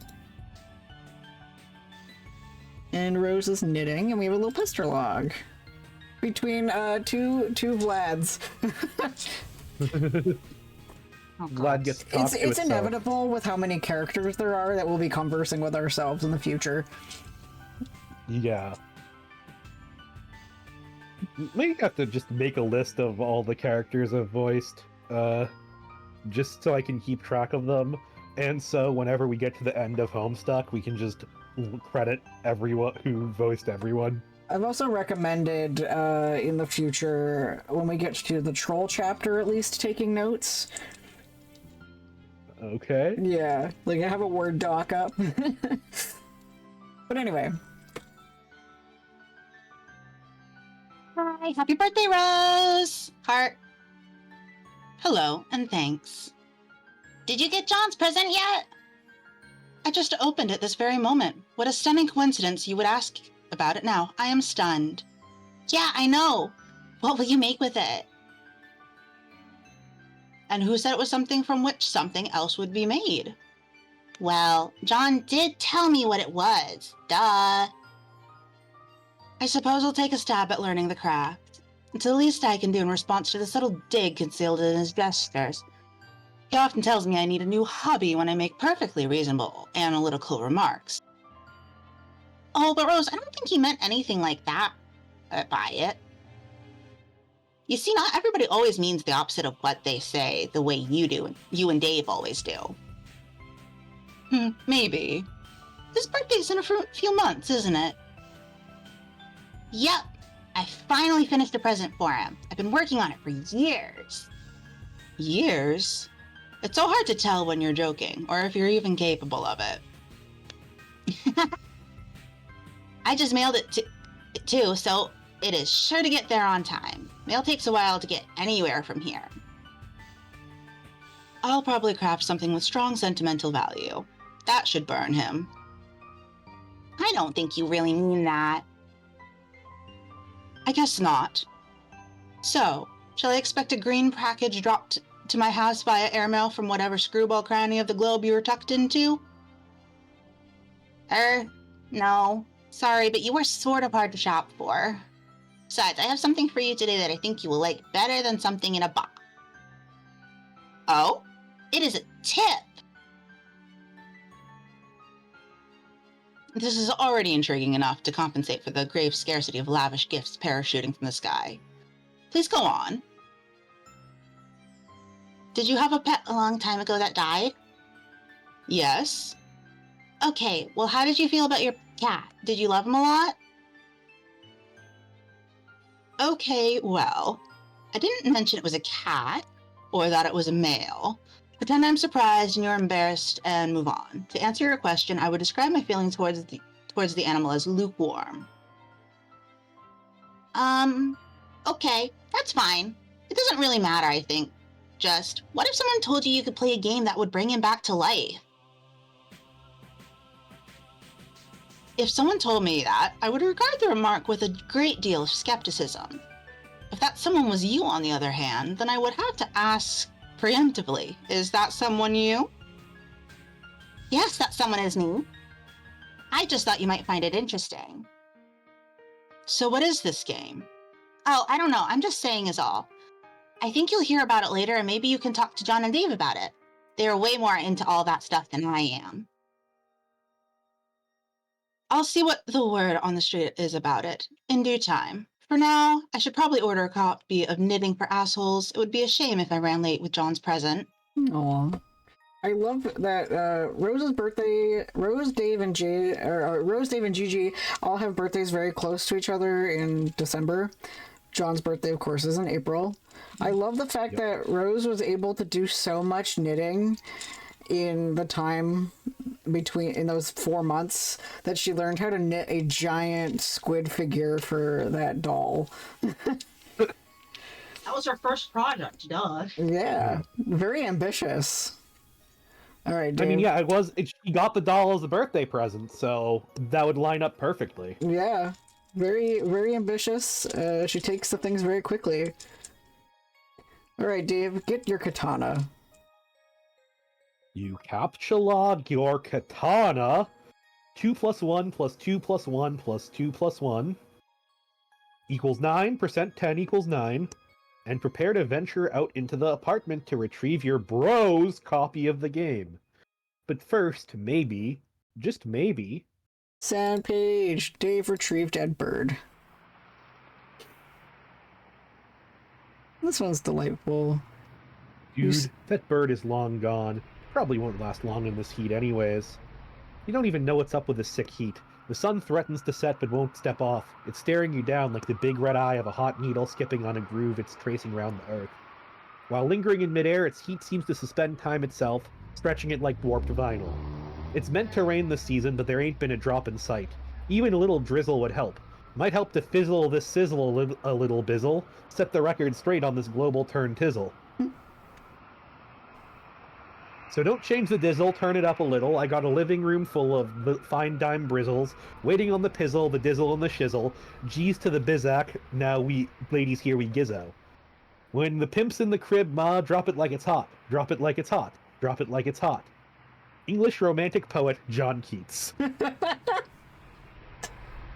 Yeah, as you can see, the bird is very, very far from on a different rooftop than where Dave is at.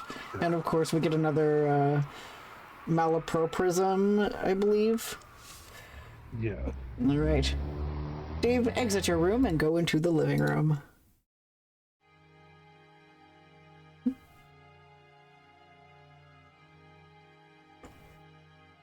Sorry, little dude, coming through. Gotta put you down for a bit.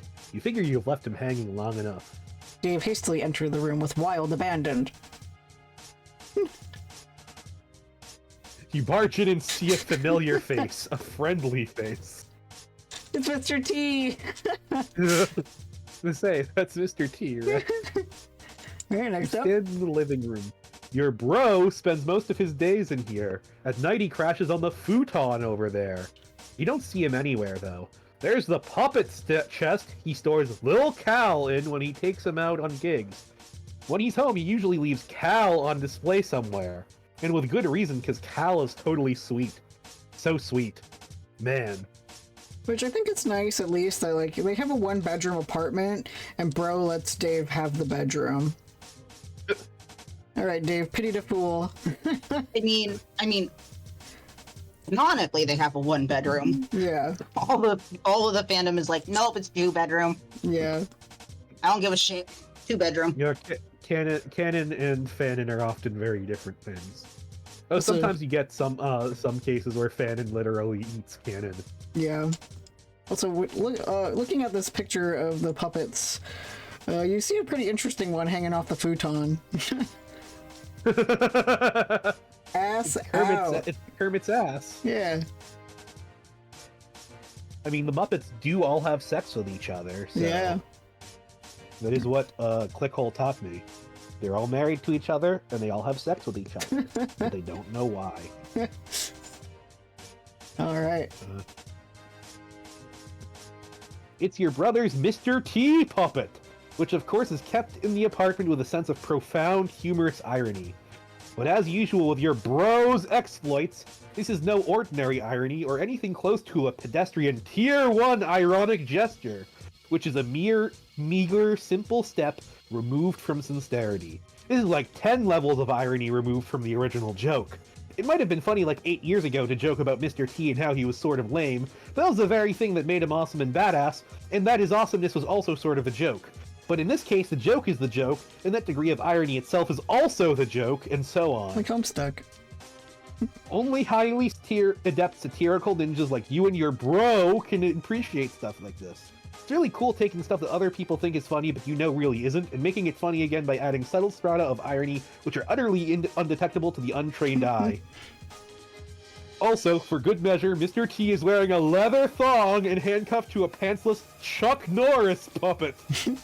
God, you hope you can be as good as your bro this someday. You never tell him that, though. I've gotta say, I feel like Dave would be the sort of guy to watch Rick and Morty and think it gives him a high IQ. 100%. I'm also going to say, it has been 2 hours. Yes. Everyone, go do stretchies, go refill drinks. I should get some more water and... Yeah, do all that stuff that you need to do. Alright. It's break time! Break time! You have to have a really high IQ to appreciate Rick and Morty.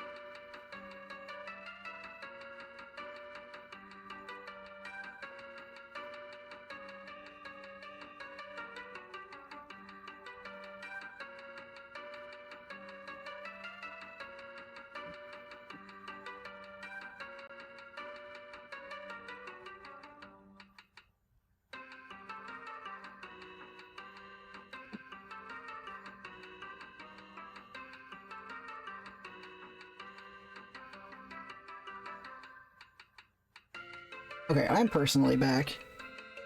I am back too. I'm very good at sitting for a long time.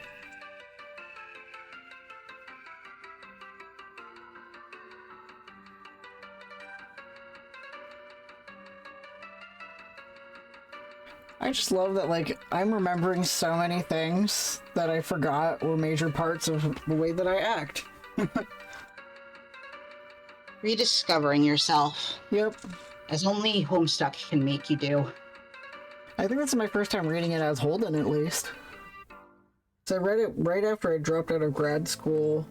So, like, around the time that I figured out myself a little bit, or was about to, or something. Yay.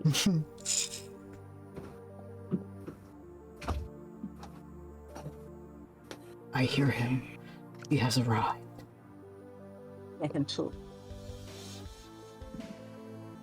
So I'm back. Welcome. All right, you ready? Hello. You ready to keep partying? You ready to rumble? I guess I'll have to read Nana's comment though. Yeah, it takes a pretty skull-throbbingly big fucking brain to appreciate the fine ironic humor of Rick and Morty. All right, Dave. Find a little Cal and give fist bumps. Al's nowhere in sight. All you see is a bunch of your bros' weird nude puppets strewn about haphazardly. You guess these things are kind of cool. Sort of. Yeah. What do you think of them, Orville? I think it is very confusing that he does not have Miss Piggy, the most sexual Muppet anywhere. Yeah, what do you think of their But fire? perhaps, You'll learn soon enough. Yep. But for the record, they are not Muppets. Nope. Also, I love that he has exactly an Xbox 360. But Orville, do you notice anything about these puppets? Anything familiar? Such Other- as their plush rumps. Yo, yes! Also, Orville, do me a quick They do. favor, and when They do have some cake. open up your VitoTube Mini and move it to a different area of your desktop so that your mouse does not hover over your face. Okay. Yep. Okay. There we go. All right. Yeah. It was just that your mouse was hovering over your mouth. Okay. Dave, play a game on the Xbox.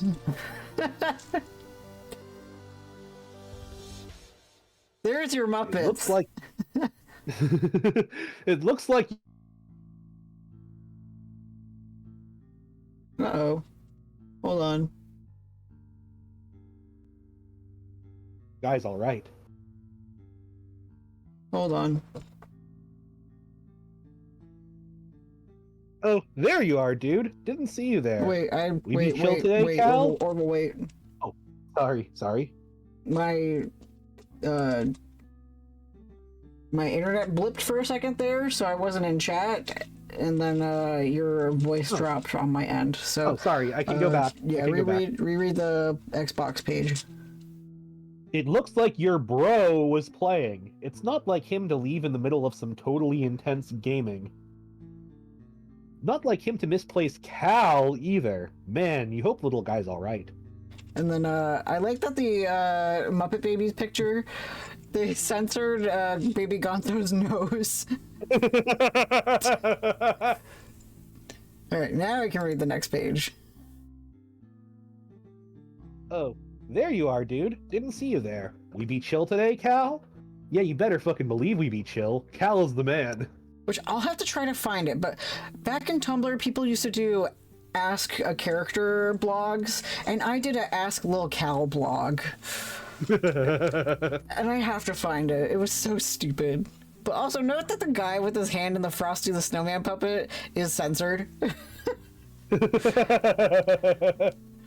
And then some like naked guy is popping out of the wall. It's like that photo of the two Cards Against Humanity cards. It's like, after all, fisting is just warm, velvety Muppet sex. Yes, exactly.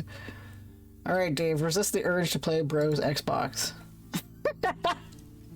You fail to resist the urge. You start thrashing up stunts, something uncanny brutal on your quest for mad snacks, yo, and get this way rude hunger under control. Shit is basically flying off the hook. It's like shit wants nothing to do with that hook. That hook is dead to that shit. But you get stuck in some poorly modeled 3D fixture or something, like a railing or a piece of the wall, you'll have to reset. Fuck this shit. What games does that remind you of? So I assume it's Tony Hawk Pro Skater. Yeah, Whoa, Tony Hawk. Yeah, but like, what games do? Yeah, Skyrim, exactly. It's a very Skyrim thing. All right, Dave, give a little Well, at this count. time it would be they'd still be playing Oblivion since it's 2009. Yeah, that's true. Dave, give a little count. Actually, this was on my birthday of that year. 8/9. 8/9, yeah. Dave, give... I would have turned 18 exactly. Beautiful. I could legally fuck. An adult. On the day that Tony Hawk gets stuck in no clip. Yeah, we should all mark pages that happen on our birthdays. Okay. I don't remember Vlad's birthday was just recently, right? 27th of February. Oh, never mind. Okay. We got a while for you. Okay. Alright. I'm the same age as Dave Egbert. I mean, I'm John Egbert. Jesus Christ. Dave Egbert. They're getting That's married. a strip They're name. getting married. Okay. Alright, Dave, give a little count of bro fist bump. He's marrying his own mother.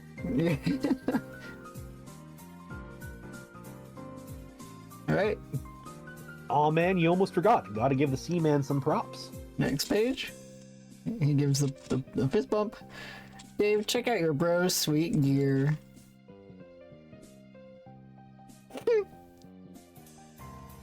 Hustling fuzz. Your bro has so much sweet gear, it's hard to keep up with it all sometimes. He's using a computer setup. He's usually got a lot of stuff cooking on here at any given moment. Since he's not around, you might as well sneak a peep. Dave, look at your brother's computer. I like the Squirtle sunglasses. Your bro's computer is password protected, of course, to protect all the incredible top secret shit he's got on the burners. Of course, you know what the password is, and he knows you know it, and you're both cool with that because the password is the most awesome thing it can be. Alright.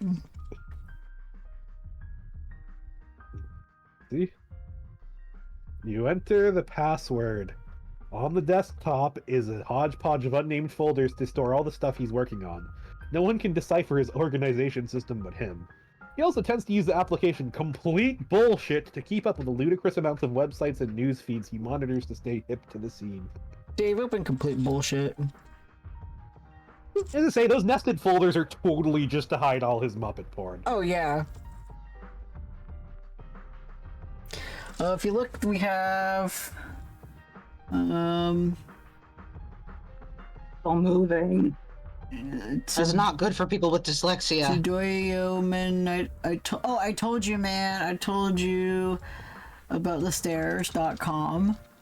Pimpedupmuppets.com. All puppets, all pimp. YouTube broadcast yourself, silly puppets, and comments. All PC, PS3, Wii, Xbox 360, Nintendo DS, PSP. Best of 2008, 07, 06, 05, AdWatch history. That one's hard to read. Tony Hawk Ride rolling out November 17th. Peripheral equipped Rob Thomas reboot. That blue one I can't read, it's too fast. Contact us at IGN.com. Puppet of Porn, March 2008, Body Tonic News. In a time where it seems acceptable, artists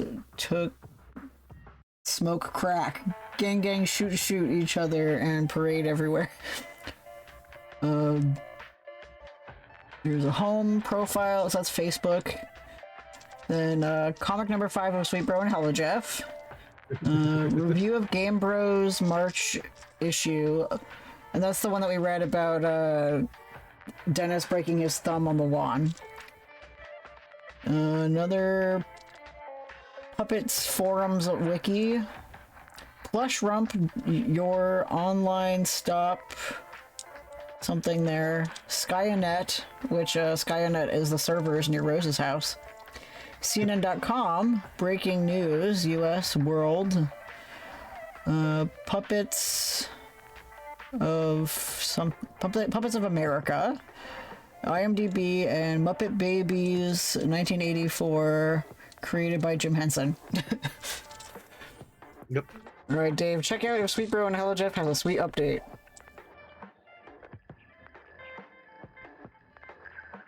Your bro keeps up with your projects in his aggregator, just like you keep up with his. He's tuned into your various blogs, and of course, Sweet Bro and Hella Jeff. You navigate to the latest comic in one of the many bullshit feed bans. And of course, that links to The Big Man Has the Rock comic that we read earlier. Why is it 50% Muppet porn? Oh, you'll find out. Dave, mouse over the orange stripe containing plush rump. I mean, as the Homestuck Virgin here, I am assuming it is because Bro has a Muppet fetish. Yeah. Or puppet fetish. Quite different than a Muppet Muppet. fetish, yes. Yes. I should say puppet. So here he is. Another one of your bro's many ironic websites. The difference here is he rakes in thousands of dollars a month through this enterprise. Smuppets are a multi-billion-dollar a year enterprise. It's awfully hard to resist taking a firm squeeze from the plump udder of that cash cow. So yeah, it's 50% puppet porn because he himself runs a puppet pornography website for Smuppets. All right, Dave, stop wasting time and look for Bros Beta.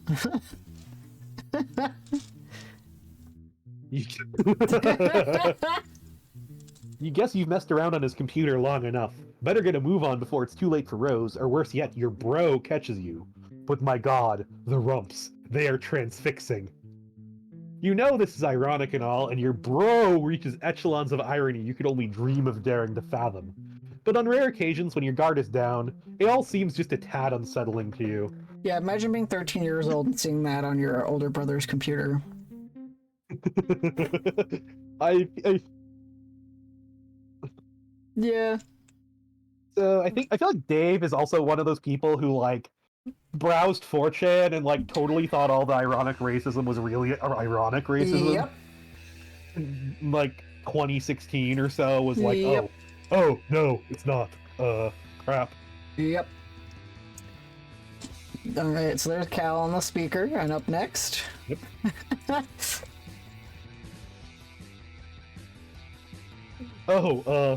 Hey there, Cal.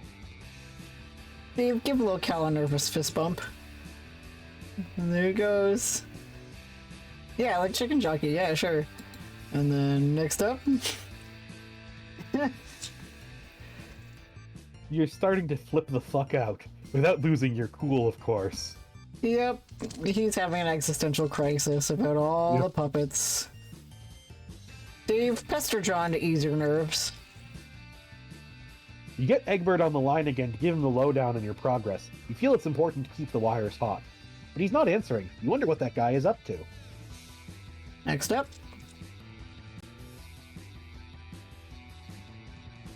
Hey, what is up? What happened to the monster that is totally definitely in your room? Did you kill it? Where are you, man? Anyways, things are cool here. Totally cool. Puppets are still awesome. No problem with them or anything. Like, just really, really awesome. Sure, Jan. Okay, and there he is on his phone.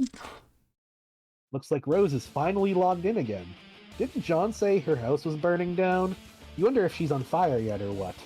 Dave, pester Rose. Oh, there you are. John said your house was burning down. Are you on fire yet or what? We already read this. Oh, yeah, we did. Oh, yeah. Right, yeah, we did. Alright. Seconds in the future, but not many. Ron, what are you doing? Snap out of it. We ought to discuss what your grandmother told you, don't you think? Fine, enjoy your stupor. I'll go about my business elsewhere. So yeah, he's still having a Category 7 autism event. Rose, deploy the punch to Zynex.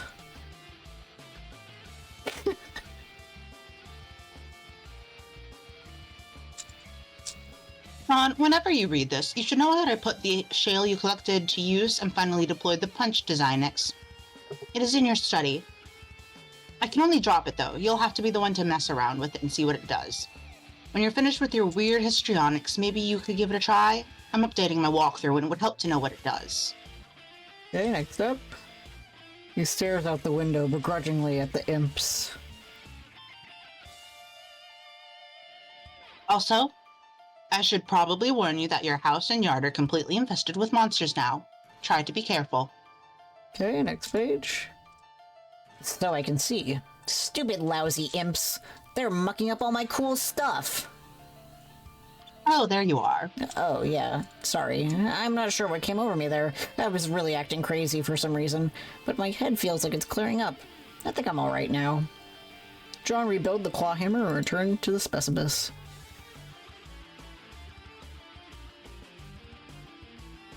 Orville. You're getting way better at this sort of thing. John, confront Pogo Ride to prepare yourself for Nana. I think about that all the time. I'm just shaking his fist. Thank God your sanity has returned so you can enter... I thought I read it. Oh wait, sorry, my bad. It's fine. I just got really If excited. you want to take a turn, you can. No, you're good. It's called protagonist disease. Thank God your sanity has returned so you can entertain extremely rational, coherent thoughts like this one. You examine the Pogo Ride from the bathroom window. You do not like what you see. Yeah, sometimes in like Game Grumps episodes, when Dan is voicing the main character, Aaron is so used to being the main character that he'll start reading the main character's lines, and then they'll be like, hey, wait a minute. Alright, so we get a sound page.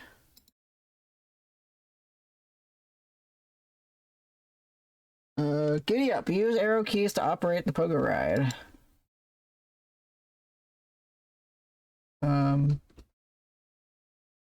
I don't know why. Oh, I have to press giddy up. Okay. My arrow keys are not working. Oh, is this one busted? Oh, there we go. Got it. Yay!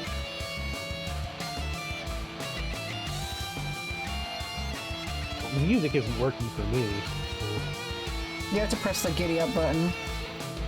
Okay. Oh, there we go.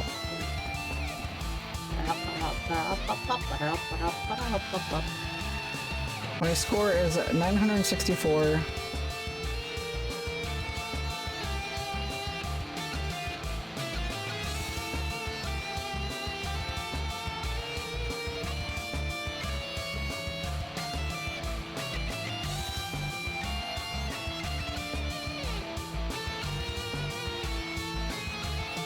Whoa!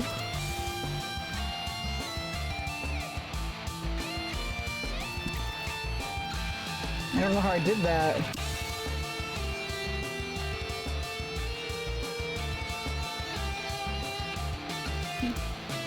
Wow, I got 54,000 that time.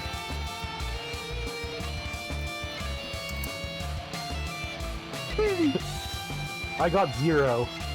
Yeah, I got it somehow by like going back and forth with the arrows in a way to get like momentum. It's very finicky and hard to do.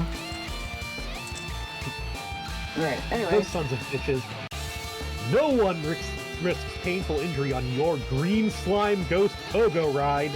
No one but you! Alright, Rose. Drop something heavy on one of those imps.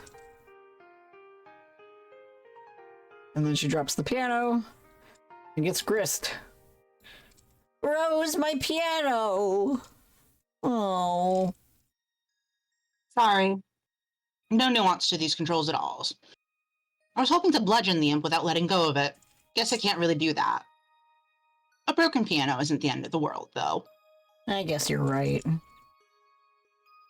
You'll need to pick up the spoils in person. I can't interact with the grist. So that means I have to go out the back door?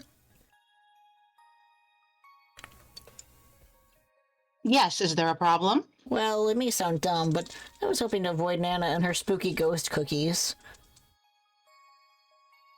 You're right, that does sound dumb. Can you see her in the kitchen? Yeah, What's she doing? Is she baking? you could say that. Are you sure you can't get that grist up to me somehow? Maybe. Rose, use Pogo Ride to fling grist through the window.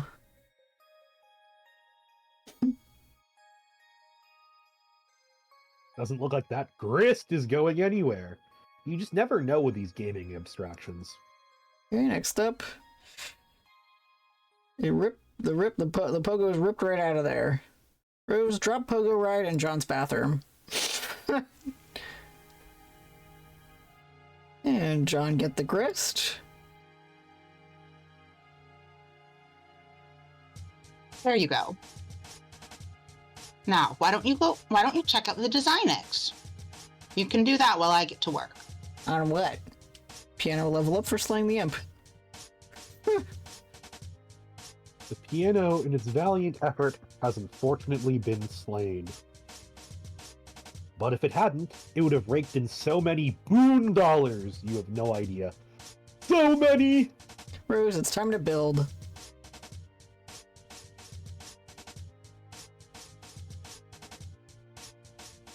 Nana said to build, so that's what I'm doing. Oh, yeah, okay.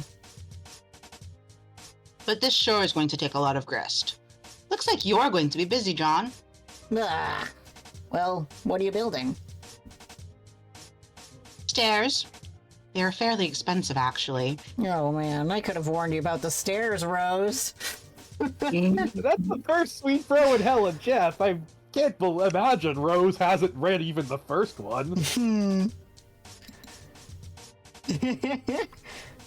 Then you look, she gets the Have reference. my captions vanished again? Am I just perpetually cursed? Yeah, I guess so. I'll send you one more invite link. After that, I'll just kind of fucking give up. That's fair. Anyway.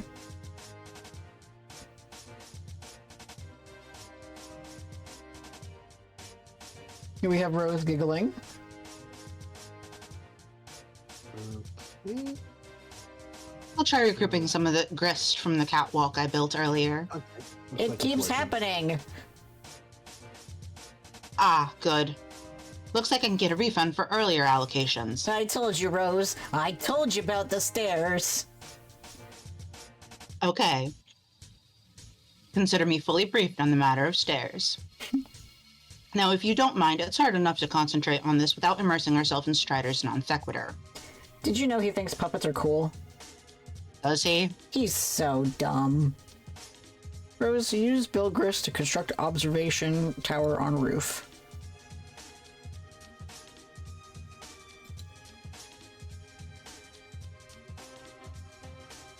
Alright, humble narrator. Okay, you obviously don't have enough grist yet for something that ambitious, but you can get started with something of a foundation for upward construction at least. John, check cabinets for imps or useful items.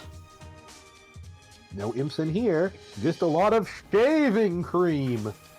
Dads love shaving. It's basically all they do, when they're not baking, that is. John, bring 2 cans of shaving cream.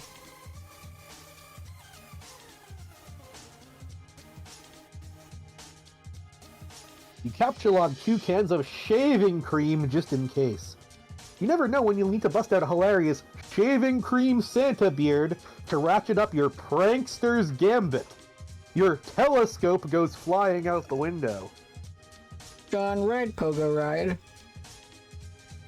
It's a little cramped in here for any sort of proper reckless pogoing. You'll just grab it and hang on to it until the right moment presents itself. Okay, next up.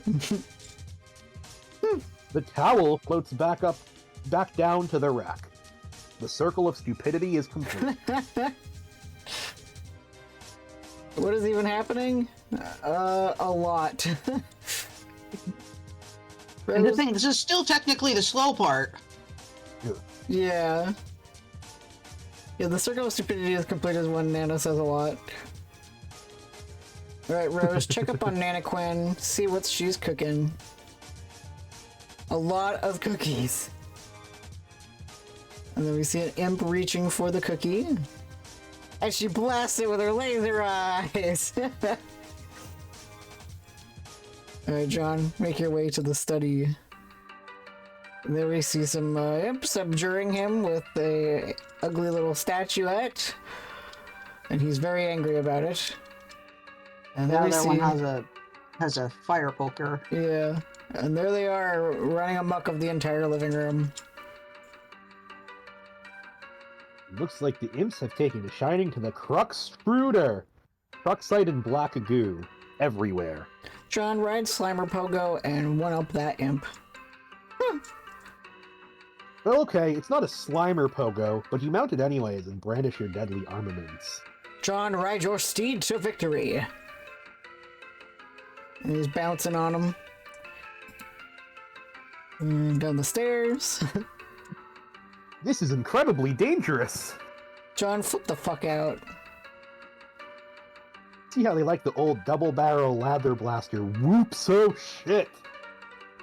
And he's down. Mr. John, respectfully ask that you please stand up.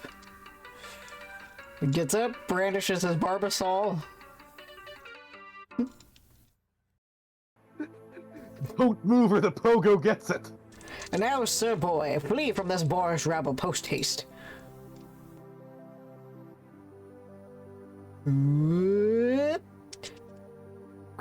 Nice abscond, dude. Alright, next page. Brings the fridge in. Smash! Refrigerator level up for slaying the imp. The refrigerator skyrockets up the echelon to a new rung. 5-star General Electric. It earns 285 boon dollars. Things are really looking up for this feisty appliance. Well done, John. Polite congratulations. For some reason, you feel a sense of positive reinforcement. Wherever that feeling is coming from, it sure is a welcome change from your erratic moods earlier. Now, my civil fellow, I have a well-mannered query to ask.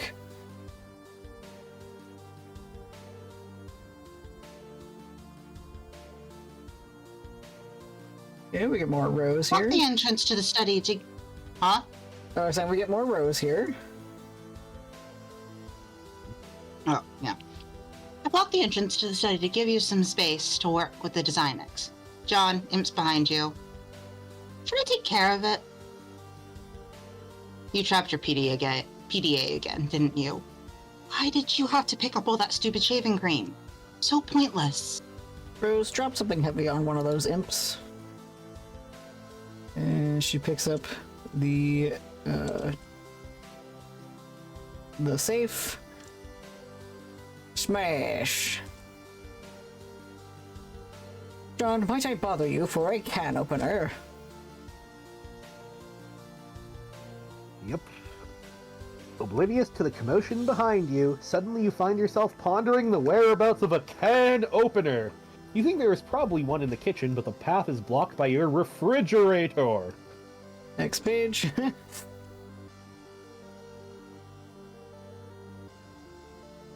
John is completely unresponsive. What the hell is that nincompoop doing?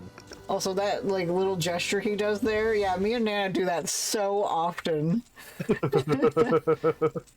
Alright, years in the future. But let's not get totally carried. Oh wait, that's you. My bad. But let's not get totally carried away here. A studious eye darts about a page like a honeybee gathering the nectar of wisdom. Alright, if we open that into the next tab, we get more of our little fellow here, reading his lovely little etiquette book. Typical humans is please, thank you, you are welcome, good day, how do you do, splendid in you. And that's gratification, which further courtesy, favor is immutably curried. And then he rips the paper and eats it. Elixir known as tea. Absurd vestigial fourth digit is cantilevered. Everyone is polite. And he rips it and eats it. So I'm guessing this guy is a troll? But again, not having read this, You'll find out what he is. either one of the trolls or one of the characters far in the future. You'll find out. One of the characters we've met so far already, far in the future. You'll Don't know if find either out. of those are the case, but Not like we're gonna tell you. Yeah. no, I didn't expect you to. I just wanted to be on the record what I thought it was. So if I say, "Oh, I was totally right," or "Oh, I was totally wrong," you'll know I'm not just pulling it out of my ass. Yeah. Good night, Trap. Night Trap. Alright, next Good page. night. Watch the VODs of these instead of watching 59 seasons of Disney shows before we start the watch party. Yeah. Alright. We get a bunch of pictures. Well, if Glad once at least read the. You don't have to read the tiny URLs, but a nice short blurb here. Yeah. Take as many as I'd like for comprehensive documentation. For what it's worth, here's what I've managed to collect so far. More captures forthcoming. And these are different pictures. So, oh yeah, we got co-player John assesses environment after transition to medium, followed by sprite Than's kernel prototype once pre-hatch, completely useless in this form.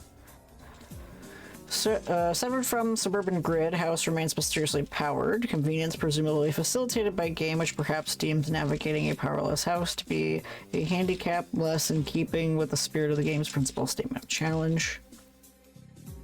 Internet connection remains stable as well. Will likely remain stable until the internet itself is compromised by some external threat. Something like, oh, let's say hackers. Get build. Kill monsters, get grist, build onto house. That's the game. Didn't know what the point this was at this time. Floundering trial and error on exhibit. Get prototype. Unsuccessful attempt at tier 2 prototyping. Knowing what I know now, I might have avoided using a backbreaking Vade Mecum for practical jokesters rife with antiquated lexicon and racist aphorisms. Either that or I might have tried harder to succeed. We get Vade Mecum is a term I know entirely because of the game book Heart of Ice, which may mean that book is a Homestuck. Maybe. We get disconnect. Final screen capture before I lost my internet signal for a time. I don't know what happened thereafter, but I was returned. The car was nowhere to be found, and the driveway plateau was in state of disrepair. The mysteries, will they ever cease? We get Nana. Despite prototyped once more with grandmother's remains, she treats John to some helpful exposition in a friendly maternal manner.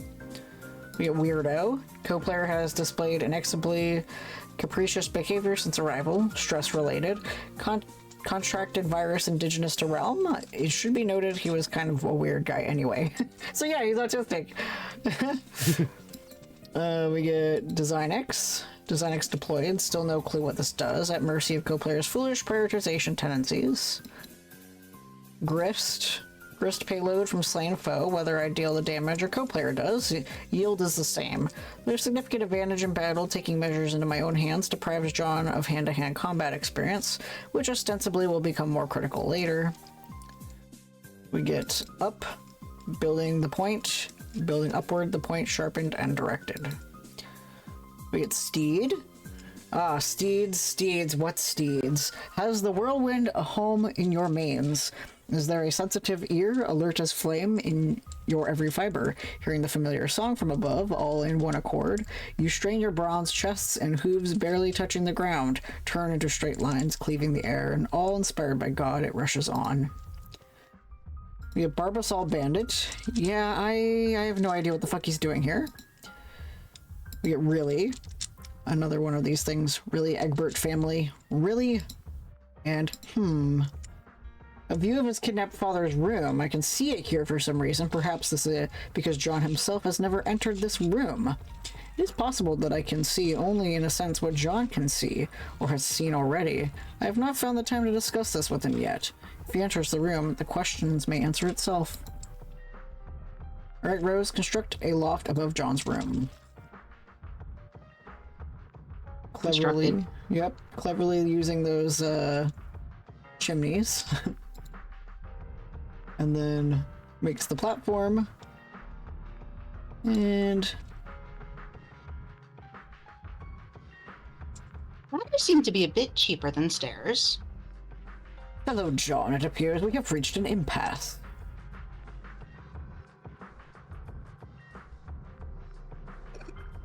Yes, it seems so. The opener dilemma remains unsettled, most unfortunately. It is unfortunate, I guess. What are we talking about again? But it has been a pleasure nonetheless. Thanks for the courtesy. It's not really necessary, but thanks anyways. Oh, but thank you. Okay. Thank you so very, very much, dear favorable small primate.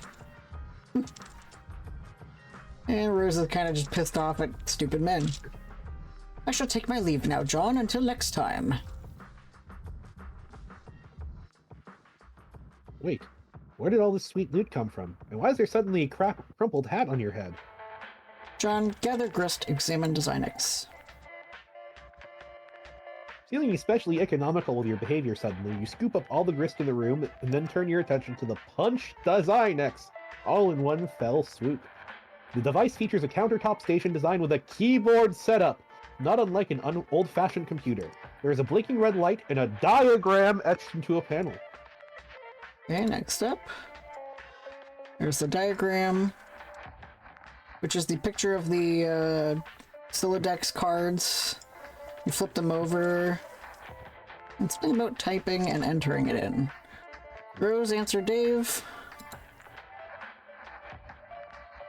Okay, hold on. Why am I getting the stupid game for you? You're the one who should be wrist deep in puppet ass.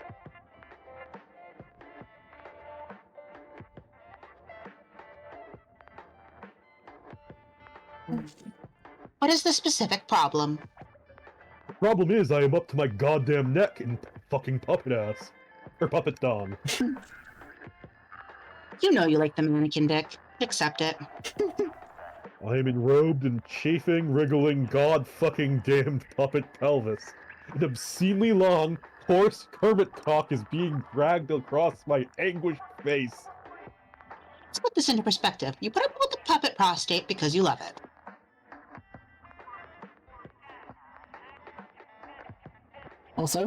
Also, coarse is a good word. You don't seem to harbor any sympathy for the fact that I've burrowed fuck deep into lively, fluffy, muppet buttock. I'm whirling in the terrible cyclone at the epicenter of my own personal holocaust of twitching foam noses. It's like a fucking apocalypse of perky proboscis here. Like, the proboscalypse, I guess. Are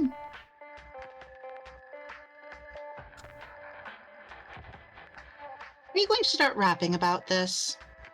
What? No, listen. Prong of flesh bereft of home, found solace twixt a cleft of foam. No, Jesus. Of apocalypse your thoughts eclipse, a painted pair of parted lips that dare through kiss to stir the air that teases tufts of orange hair, and through faces flush and lovers fits, hands snug and plush as gloves befit. Okay, Dickinson, if you can shut your perfumey trap for a half second. This is serious. I'm just saying, if I see one more soft, bulbous bottom being, like, kinda jutting out and impudent or whatever, I'm gonna fly off the handle. I'm gonna do some sort of acrobatic fucking pirouette off the handle and win, like, a medal or some shit.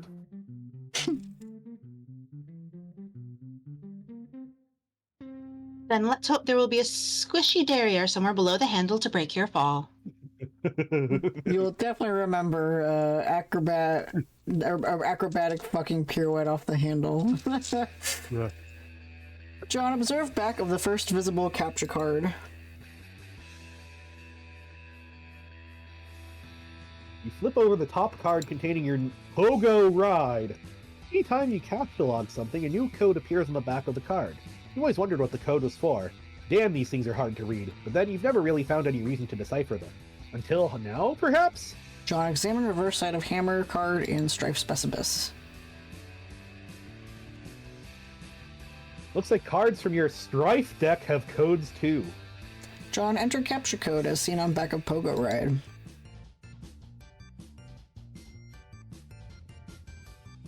You enter the code DQMMJLEK into the keyboard. At least you think that's what the code is. The red light switches off. A green light begins blinking. John, insert card.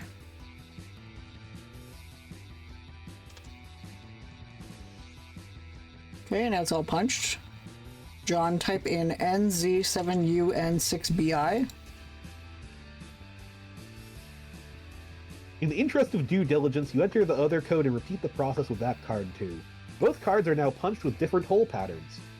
John, attempt to retrieve Pogo from card. Oh, well, that should just be a simple matter of... Uh-oh. Looks like it's trapped now. You don't see how you can access the item anymore, or store a new item there for that matter. These cards are pretty much useless now, and the items they contain are toast. But maybe not all is lost.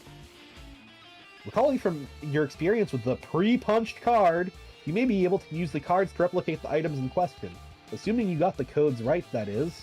John mash keys heedlessly. Not quite through with your cowboy empiricism just yet. You mash the keyboard to generate a random code. You enter DSKJHSDK. The Designic stops you after 8 characters, which appear to be the maximum length for a code. The green light goes on, signaling its readiness for a card. Okay, next up. You figure you might as well burn the shaving cream since the product is not exactly at a premium in your household. Also figure you might as well merge the 2 cans onto 1 card. You're a little sad your dad isn't around for this. You have a feeling he would get a real kick out of the idea of duplicating more shaving cream. Next up.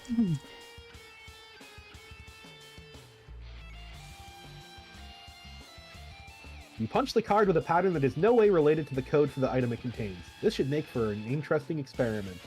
Mad science is a lot of fun. Okay. Unfortunately, you just burned another card in the process. Your deck is really dwindling now. Maybe you should have thought this through a little better. On the plus side, you just freed up your PDA, which is overflowing with the pent-up chatter of anxious pesterers. Okay, and then we see an imp looking in the window. And then he looks up, sees a shadow coming, and feels distress. And boom! Looks like the bathtub smashes through the window.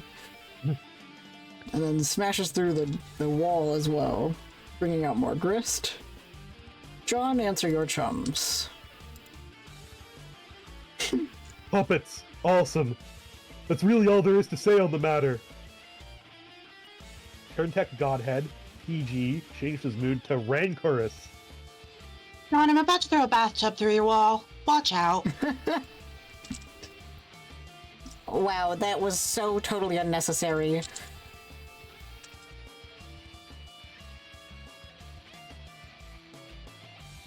I made a shortcut upstairs.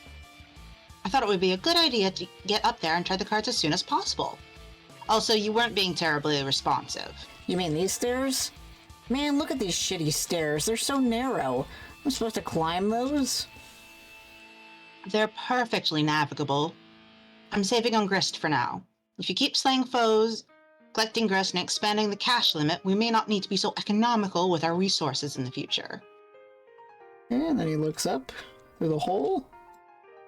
So why didn't you just build a way up through that hole into my dad's room? Have you ever been in there? No. Exactly. Huh? I'd rather not get sidetracked. I'm more interested in further exploring the mechanics of the game than watching you discover what sort of outlandish harlequin decor your father keeps in his room. Oh, come on. What's the big deal? I'll just climb up and go right through. Will you? Yeah, why not? Are you saying you've never wondered what's in there? Or why it's been kept a secret from you? Well, I mean, yeah. Then trust me, you won't be going right on through. Wait, are you saying there's something really, like, troubling in there? I don't know. What do you mean? What do you see in there? I can't see in there. Oh. But I don't have a very good feeling about it. Whatever. I think I can handle a few more stupid clown paintings. Rose punched cards to John's room. And then Rose drags some Crooksite towels up to John's room. And John collect grist, examine safe. You swoop up the bountiful supply of grist generated by your co-player's recent exploits. From now on, it'll probably go without saying that you'll nab any grist lying around without making a big fuss over it. You check out the busted safe, which has made a noble sacrifice in battle. Some of your father's odds and ends have spilled out, including some old newspaper clippings and 2 rather hefty tomes. It's a fair bet that these books comprised at least half the weight of the safe. John examined Family Tome of Humor. Another copy of Colonel Sassacre's daunting text of magical frivolity and practical japery. This one looks really old, perhaps an original printing. Could it be the same one involved with your grandmother's unfortunate accident on that fateful day? Dad would never speak a word about it, but maybe Nana wouldn't be so tight-lipped. You give it a cursory perusal. It seems to be similar to your reprinting listing all the japes and chicanery you have come to know and love. You captchalogue it, thinking maybe you can give it a closer look later. John, examine contents of safe. The Fatherly Gent's Shaving Almanac. You take a look at the other book. You're sure Dad thought this was a scintillating read, but it looks pretty boring to you. Maybe you'll crack into it someday when you're old enough to shave. Everything in the safe was obviously very important to your father. You wonder why he kept it locked away from you. Things about him you will never understand. We got an article from the Common Hornographer. This was pretty interesting. It's on April 13th. Yeah. Do you see something important about the, Base rocks, knocks, local blurbs block off. Populous oblivious to broader significance of events, assuming there is any, which there definitely isn't. And so it seems like this is something that has been happening for a long time. Yeah. Meteors. It seems he's been... Yeah. It seems he's been collecting scraps from the news over the years. These articles go back decades. Yeah, in the bottom left, Crocker facility leveled. Pretty interesting. Interesting. That may explain his fascination with Betty Crocker. Mm-hmm. John, look at the piece of paper taped to the wall.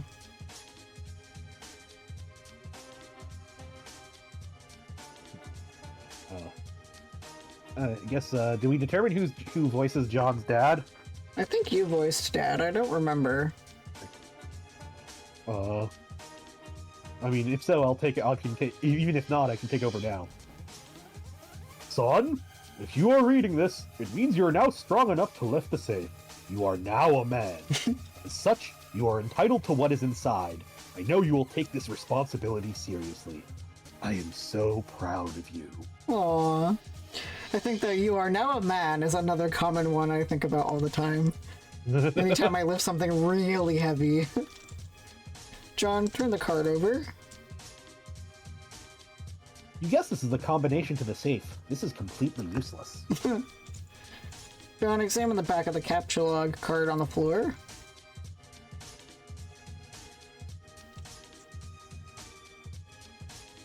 You guess these are all zeros? Or are they capital O's? Zeros would probably make more sense for an empty card, you think.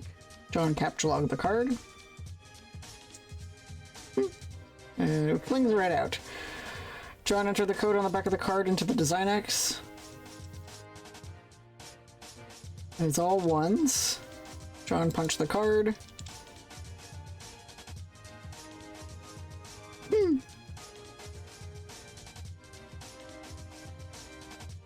Wait, John, before you punch that... Oh. I was about to say, if you first took note of the code, then removed the card from the card, you could have punched the blank one. You would have only burned one card instead of two. Hold on. Wait, why is this thing not working? There we go.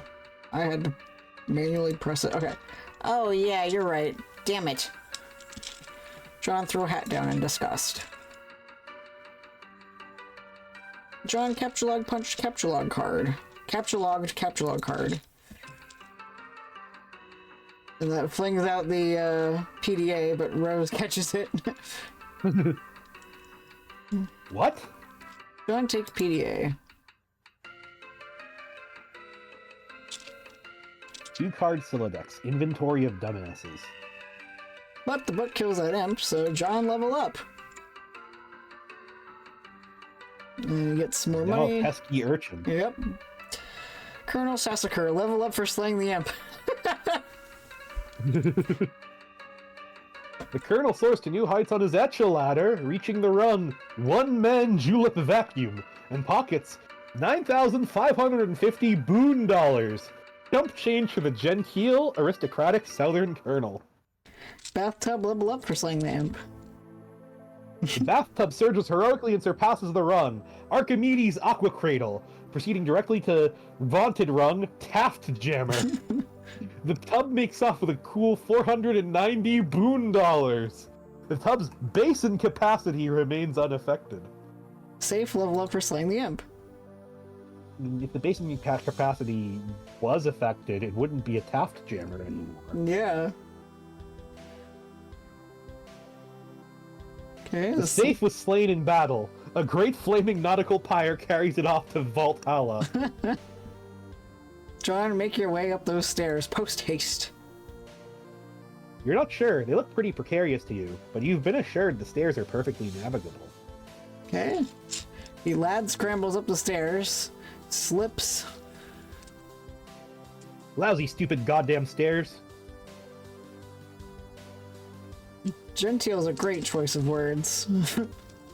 Okay, and then we see a figure climbing up the little imp climbing up the side of the cliff. Looks a little bigger than normal, doesn't it? Yeah. Dave, ignore little Cal and find the beta. Yep. You wander over to the place where your bro keeps his sweet turntable gear. Man, that setup is sweet. You feel pangs of jealousy whenever you walk by it. Extremely cool jealousy, though. Like the kind where instead of getting all worked up about it, you don't actually give a shit. One of your brother's rad and extremely expensive ninja swords is missing, though. You know this drill all too well. Trouble's a brewing. Dave, take the expensive Actually, ninja it's the clown sword. puppet from Saw. Yeah, right? Take expensive ninja sword. What sword? Dave, exit your bro's room. You approach the exit. There's something on the door you haven't seen before. It looks like one of your bro's ironic comics he left for you to check out. Yeah, and here we see the comic. Does Vlad want to read this? No. Okay. I want to I hear can- Orville read this, Go, actually. go. What have I done? Animal, please start breathing. Oh god, please breathe. Okay, make-believe time is over. God, oh god, oh god, oh god, oh god, oh god, oh god. What will Nanny do to me if she finds out? No one can ever know. I have to hide the body. But where? Think, imagination. Hard, the one time I really need you. Click. Hello, Ralph. Oh, that was Ralph the dog. Whoops. Well, he's a Muppet baby, so you're good. Hello, Ralph. I want to play a game. I want to play a game. To play, Alright. Okay, some of this stuff you know he's just leaving around to get under your skin. This is obviously another ploy in his relentless siege of one-upsmanship to get your goat. The same goat you've been meaning to bleat like ironically, but that'll still have to wait for a more appropriate time. Ah, if only Renato were here. Yeah. You think he knows that deep down you feel like you're still not ironic enough to get stuff like this, and this is probably some weird gauntlet he's throwing down to see if you will get it. But honestly, you think this material is just a little too ironic. You don't need to see this shit right now. Dave, go into the kitchen. No sign of bro in here either. Well, aside from the absurd quantity of awesome, dangerous stuff he leaves lying around. Let's see, he has 2 size, 2 comma, a lot of shuriken, some kunais, the Buster Sword Yep. from Final Fantasy VII. Nunchucks. Nunchucks. Looks like a kusarigama on the lore. So a lot of Japanese weaponry. And a lot of explosives. And a Smuppet on a skateboard. Yep. Okay, Dave, transfer katana to Stripe Specibus. An escalating sense of threat. You think it's time you shift 9, your katana 9 to your Specibus. You figure it's better to free up the card anyway, since you might need to grab some of the stuff. Dave said blender to mix. You guess bro stuck some fake blood capsules in that puppet? Pretty gross. Then we get a little, something going on with that jigsaw, huh? He's got a little camera in his eye. You spot one of your bro's many webcams nearby recording the incident. it seems you might have just been an unwitting accessory to some sort of grisly puppet snuff film. You're not totally sure how you feel about that. Okay, next up, he slices his head off and it lands in the blender. Dave Captchog Buster Sword from behind the microwave. Stupid clown puppet will probably be back.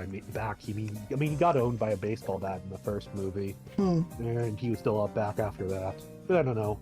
Maybe this will finally be enough to kill that bitch. This might be the only thing in the whole apartment that's a bigger piece of shit than your own sword. Put it back behind the microwave where it belongs. Dave said, "Wondered."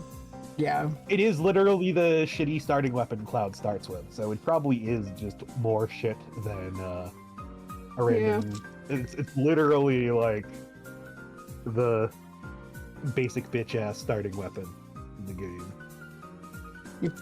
Alright, Dave said blender to crush ice. It's just sort of bouncing around in there. You're making a bit of a mess now. Dave hide evidence in microwave. And there's more plush rumps in there.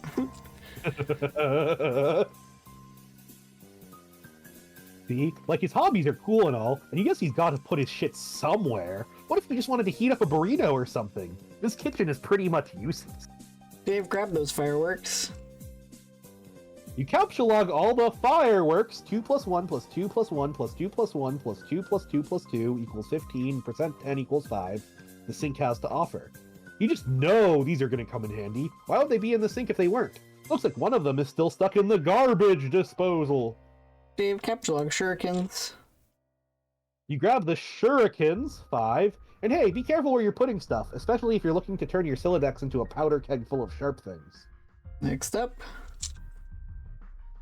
Put the box of fireworks, 3, back into card 5 and try to start over. Or card 3, apparently. That settles that, you guess. Dave take nunchaku. You take the nunchaku, 3, once again grabbing without thinking ahead. And then... First, you captcha-log the box, 5, again, while adeptly avoiding the shuriken trap, which you yourself set only moments ago. Good dodge. Next up. You again round up all the fireworks. Time to regroup here. Dave captcha-log each shuriken individually. I do kind of like that both Dave and Rose's captcha logs initially seem significantly more efficient than John's, and they probably are, but they still both kind of suck. Yeah, exactly. Like, The funny thing about this picture... If the green person, who I'm assuming is going to be their 4th player, yeah, is going to have, like, one that actually works really well, or if it will also suck in some new and undefined way. Interesting. It's something I'm putting on the back burner to think about. Notice in this picture, it's just like a Rose's W magnet, but the Game Bro magnet now is stuck to the microwave.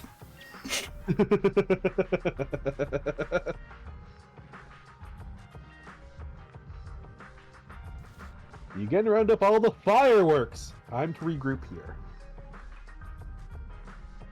Oh, You grab each shuriken, 3, one at a time, knocking out those nunchaku. But don't worry, you've got a plan. captcha-log nunchucks. You take the nunchucks, 6. Everything seems to be in order now. It would have been badass to go with the authentic Japanese names for each weapon, but sometimes you've just got to compromise with this modus. Dave examine fetch modus.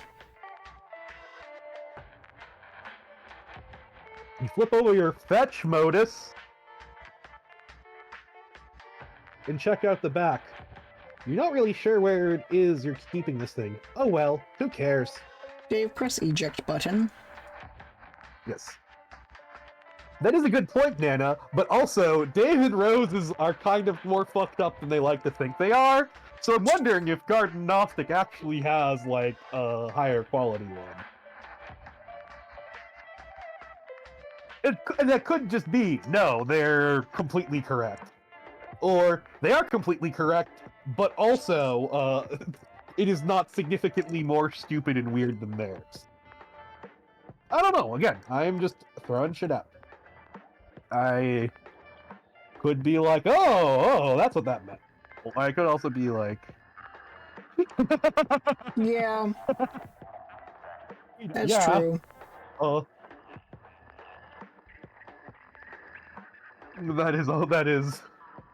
That does reflect who they are.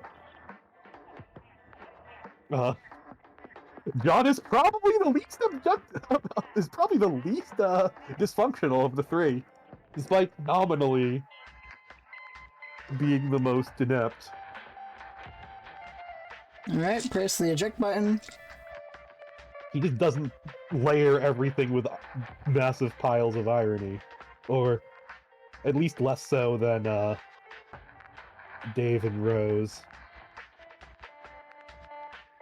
Oh, hell no. Not after all that trouble you went through. Just get that stuff situated. This is potentially a very dangerous situation. Dave, change to Scrabble points hash modus. First, you program your modus with a Scrabble points hash function, adding it to the list. I am not going to read out all of those. Thank you. I will avoid doing that in the future if it is annoying anyways. I just thought I was supposed to do it. Nah. You enjoy your media as you wish. This might be a cool function to use, but it just looks like you'll have to empty your Sylladex to select it. You're just not going to do that yet. No way. Dave, check the box, detect collisions. Okay. Dave, take the skateboard. What is this guy so happy about? What's he looking up there? You think if you see one more soft, bulbous bottom being, like, kind of jutting out and impudent or whatever, you're gonna fly off the handle. And then he cuts it in half, or cuts the nose off at least. Lands gently on the skateboard. Symbolically castrating it. Yeah. And then next up, You take the skateboard! Actually, no you don't. A collision has been detected. You take the, wheeled, ride. Man, your inventory's nomenclature is getting lamer by the minute. capture log the unplugged power cord. You take the power cord! Wait, no, not going to work. Think of a new word for power cord. You take the battery pack! Damn it. You take the battery pack 9 using the Y as a consonant. Your Sylladex reluctantly accepts. It's a tactic notoriously employed by hash map noobs, but you just don't care about that now. Besides, not like your bro is around to see. Next up, you see a little shadow of someone depositing the puppet. And then... I assume his bro, yeah. but...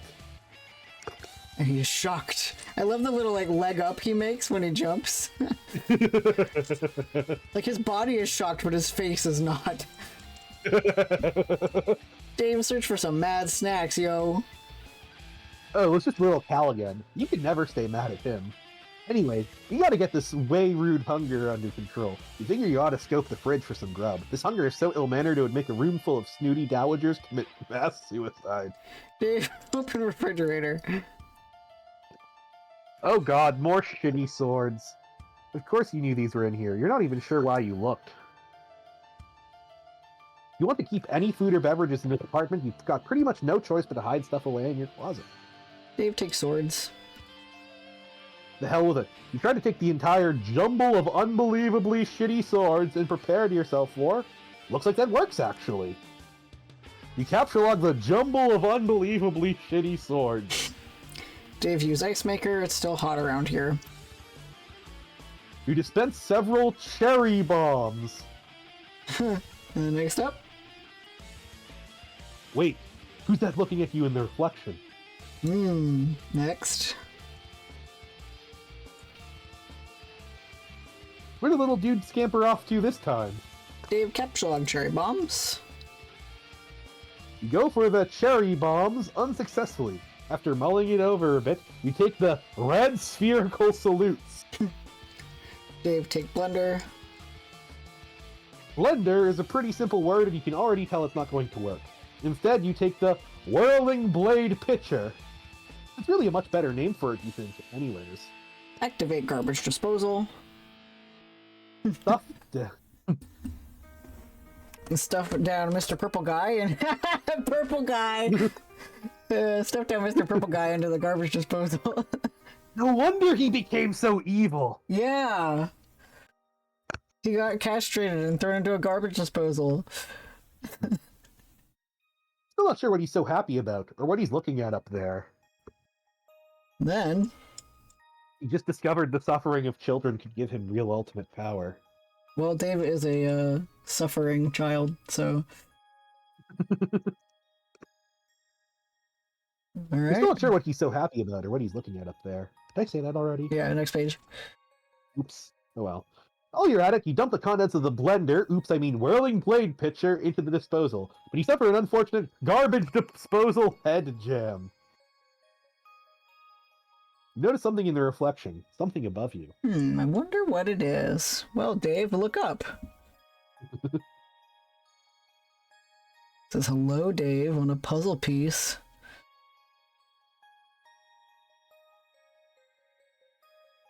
Well, so far he seems to be Jigsaw. Yeah, interesting. Maybe he's also William Afton. Those could be the same person. They both seem to be supernaturally intelligent, despite the fact that in neither case is that actually listed as one of their superpowers. It's the hatch to the crawl space above your apartment. Bro's always tucking away in there when he's busting out his rad stealth stunts. He's so slick that dangling cord never even jostles. You just know he's being ironic with these weird mind games. There's no way anyone could be serious about aping those shitty movies. Dave used the turntables and cinder blocks to make a fort. It's a pretty sweet fort you just made, and you're pretty sure your brother would agree. Under different circumstances, you might be high-fiving over it right now. Rather than get inside and take her for a spin, you really just need to use it to get up to that hatch. I mean, it would explain why Jigsaw seems to be able to plan shit out even when he's been fucking dead for like 5 movies. Oh yeah, for sure. If he is an immortal skinny grimace. Alright, Dave, yank your cord. It's time to face your destiny. No going back now. Okay. He opens it up and... what to his surprise, more plush rumps. And they fall gracefully upon his face. Squeesh. This nice slow motion animation of him getting covered at them. Yeah, there's pretty much no way there wasn't going to be a bunch of puppets in there. Oh yeah, for sure. Next up. Okay, hold on. Why am I getting the stupid game for you? You're the one who should be risky. Oh yeah. So this one we already read before, yeah. Yeah, the first little bit is kind of recursive. Okay, Dave, read the note on the hatch.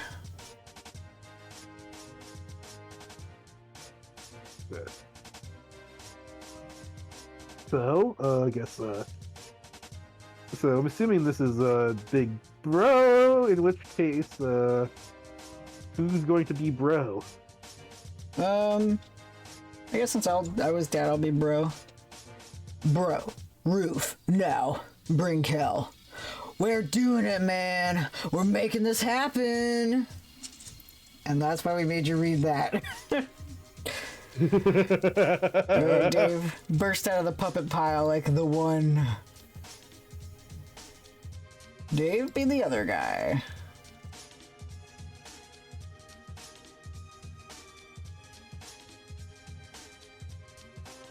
You are now the other guy.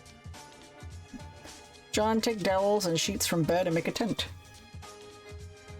This is so much fun. A huge waste of time, yes, but so much fun.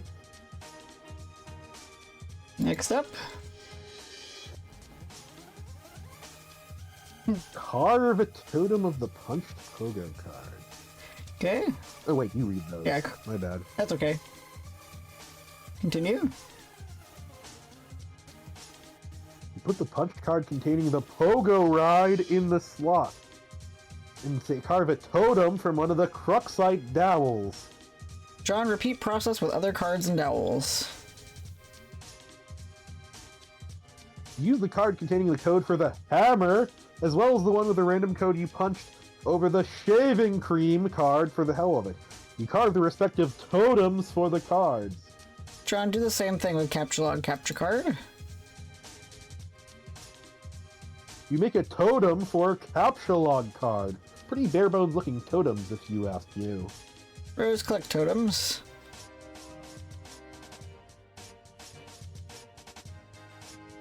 You stow the totems in your Athenium. Produce capture log card.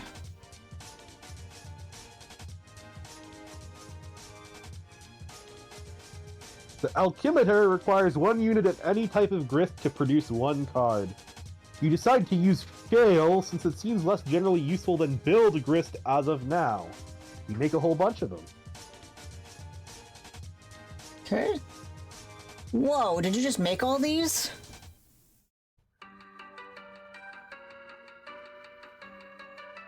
You okay there, Vlad? Yeah, sorry. You're good. Yes. Sweet, thanks. What did you do with all these blue wobbly vase-looking things? Brought the totems out to the alchemitor to test them.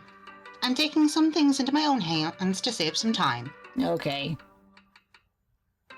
You create a hammer at the expense of 2 units of Build Grist. Okay, and then...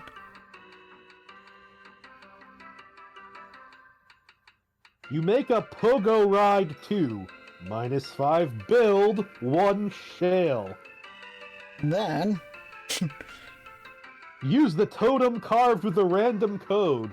You create a rocket pack with some random stuff crap stuck inside it. Looks like a cinder block, a violin, and a flower pot. The items have rendered the device completely inoperable. Oh, bummer. Next up... You figure you might as well put this piece of junk to use. John, collect cards. Using a little strategy, first you grab Harry Anderson's Wise Guy by Mike Cavaney, then the cards, then your ejected PDA, then the book again to flush the cards into your deck. Nice going. John, turn on detect collisions. You flip your fetch mode eye, but find no such option. This is idiotic. John, read book. Be the wise guy. And I think instead of reading this, we'll start with this next time.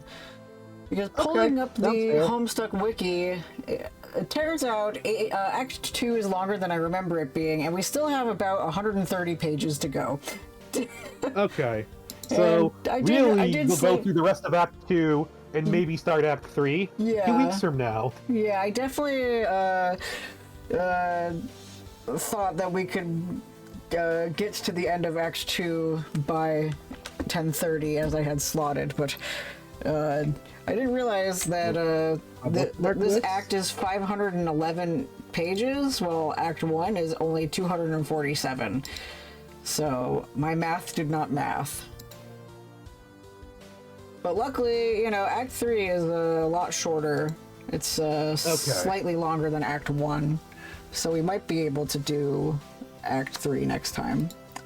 But also, Vlad is incredibly tired, and I wanted to get some sleep. So okay, yes, rest well. Yes. I had fun. This one was more confusing than this act was. Act 2 has been more confusing than Act 1. I think the problem is that It's just gonna keep getting worse. I think another problem is that it's a lot of asynchronous communication. So it's like it jumps back and forth with a scene with John, and then a scene with Rose, and a scene with Dave, and it does that in a cycle because while reading it live, you spend one day with John, the next day with Rose, the next day with Dave. It's just cycling through each different day. Yeah, I suspect a lot of this is that since the original format was like forum interactivity and then just going through everything. Yeah. That this functioned a whole lot better. Yeah, for sure. In that format. Oh well, hasn't broken my brain yet, but I'm glad to know it is getting worse. Yeah, it would definitely have made more sense if, like, you know, you got to have enjoyed the rotation and whatnot live, you know, like, it's been a couple days since I heard about my friend John. I wonder what John's up to. And then a couple days later, you see what John's up to, you know? Yeah. Because, like, right now, it's just like, I'm just eagerly awaiting the gradual decline into madness. Yeah. I want to see my brain turn into scrambled eggs. Yeah.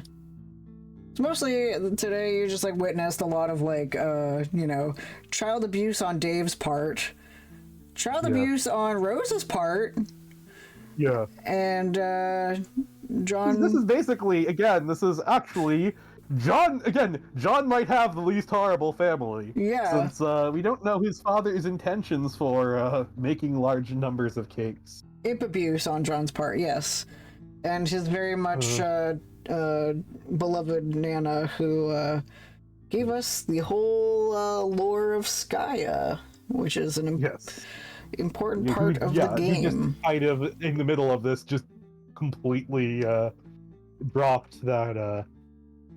Apparently the world is doomed, but that's fine because there's some bigger thing going on. Yep. Assuming everything she said is accurate, which it may very well not be. I don't know. Yeah, I guess you'll find out. Alrighty. Yeah, John was abused by Nana's tutorial. Yeah, sure. Alright, so we shall convene He's again. abused by whoever was telling him to get lots of cookies. Yes. We shall convene again for this delightful piece of literature 2 weeks from now. So, pulling up my calendar, that will be Saturday the 10th. So, I look forward to it. I'm excited. All right. Well, we're gonna rate off to Forel, who's sitting at 2 viewers. Let's boost this homie up, and I'll see you guys next week for some more fun streams. Then. All right. If you haven't heard it yet, remember that we love you. Okay. Yes. Bye.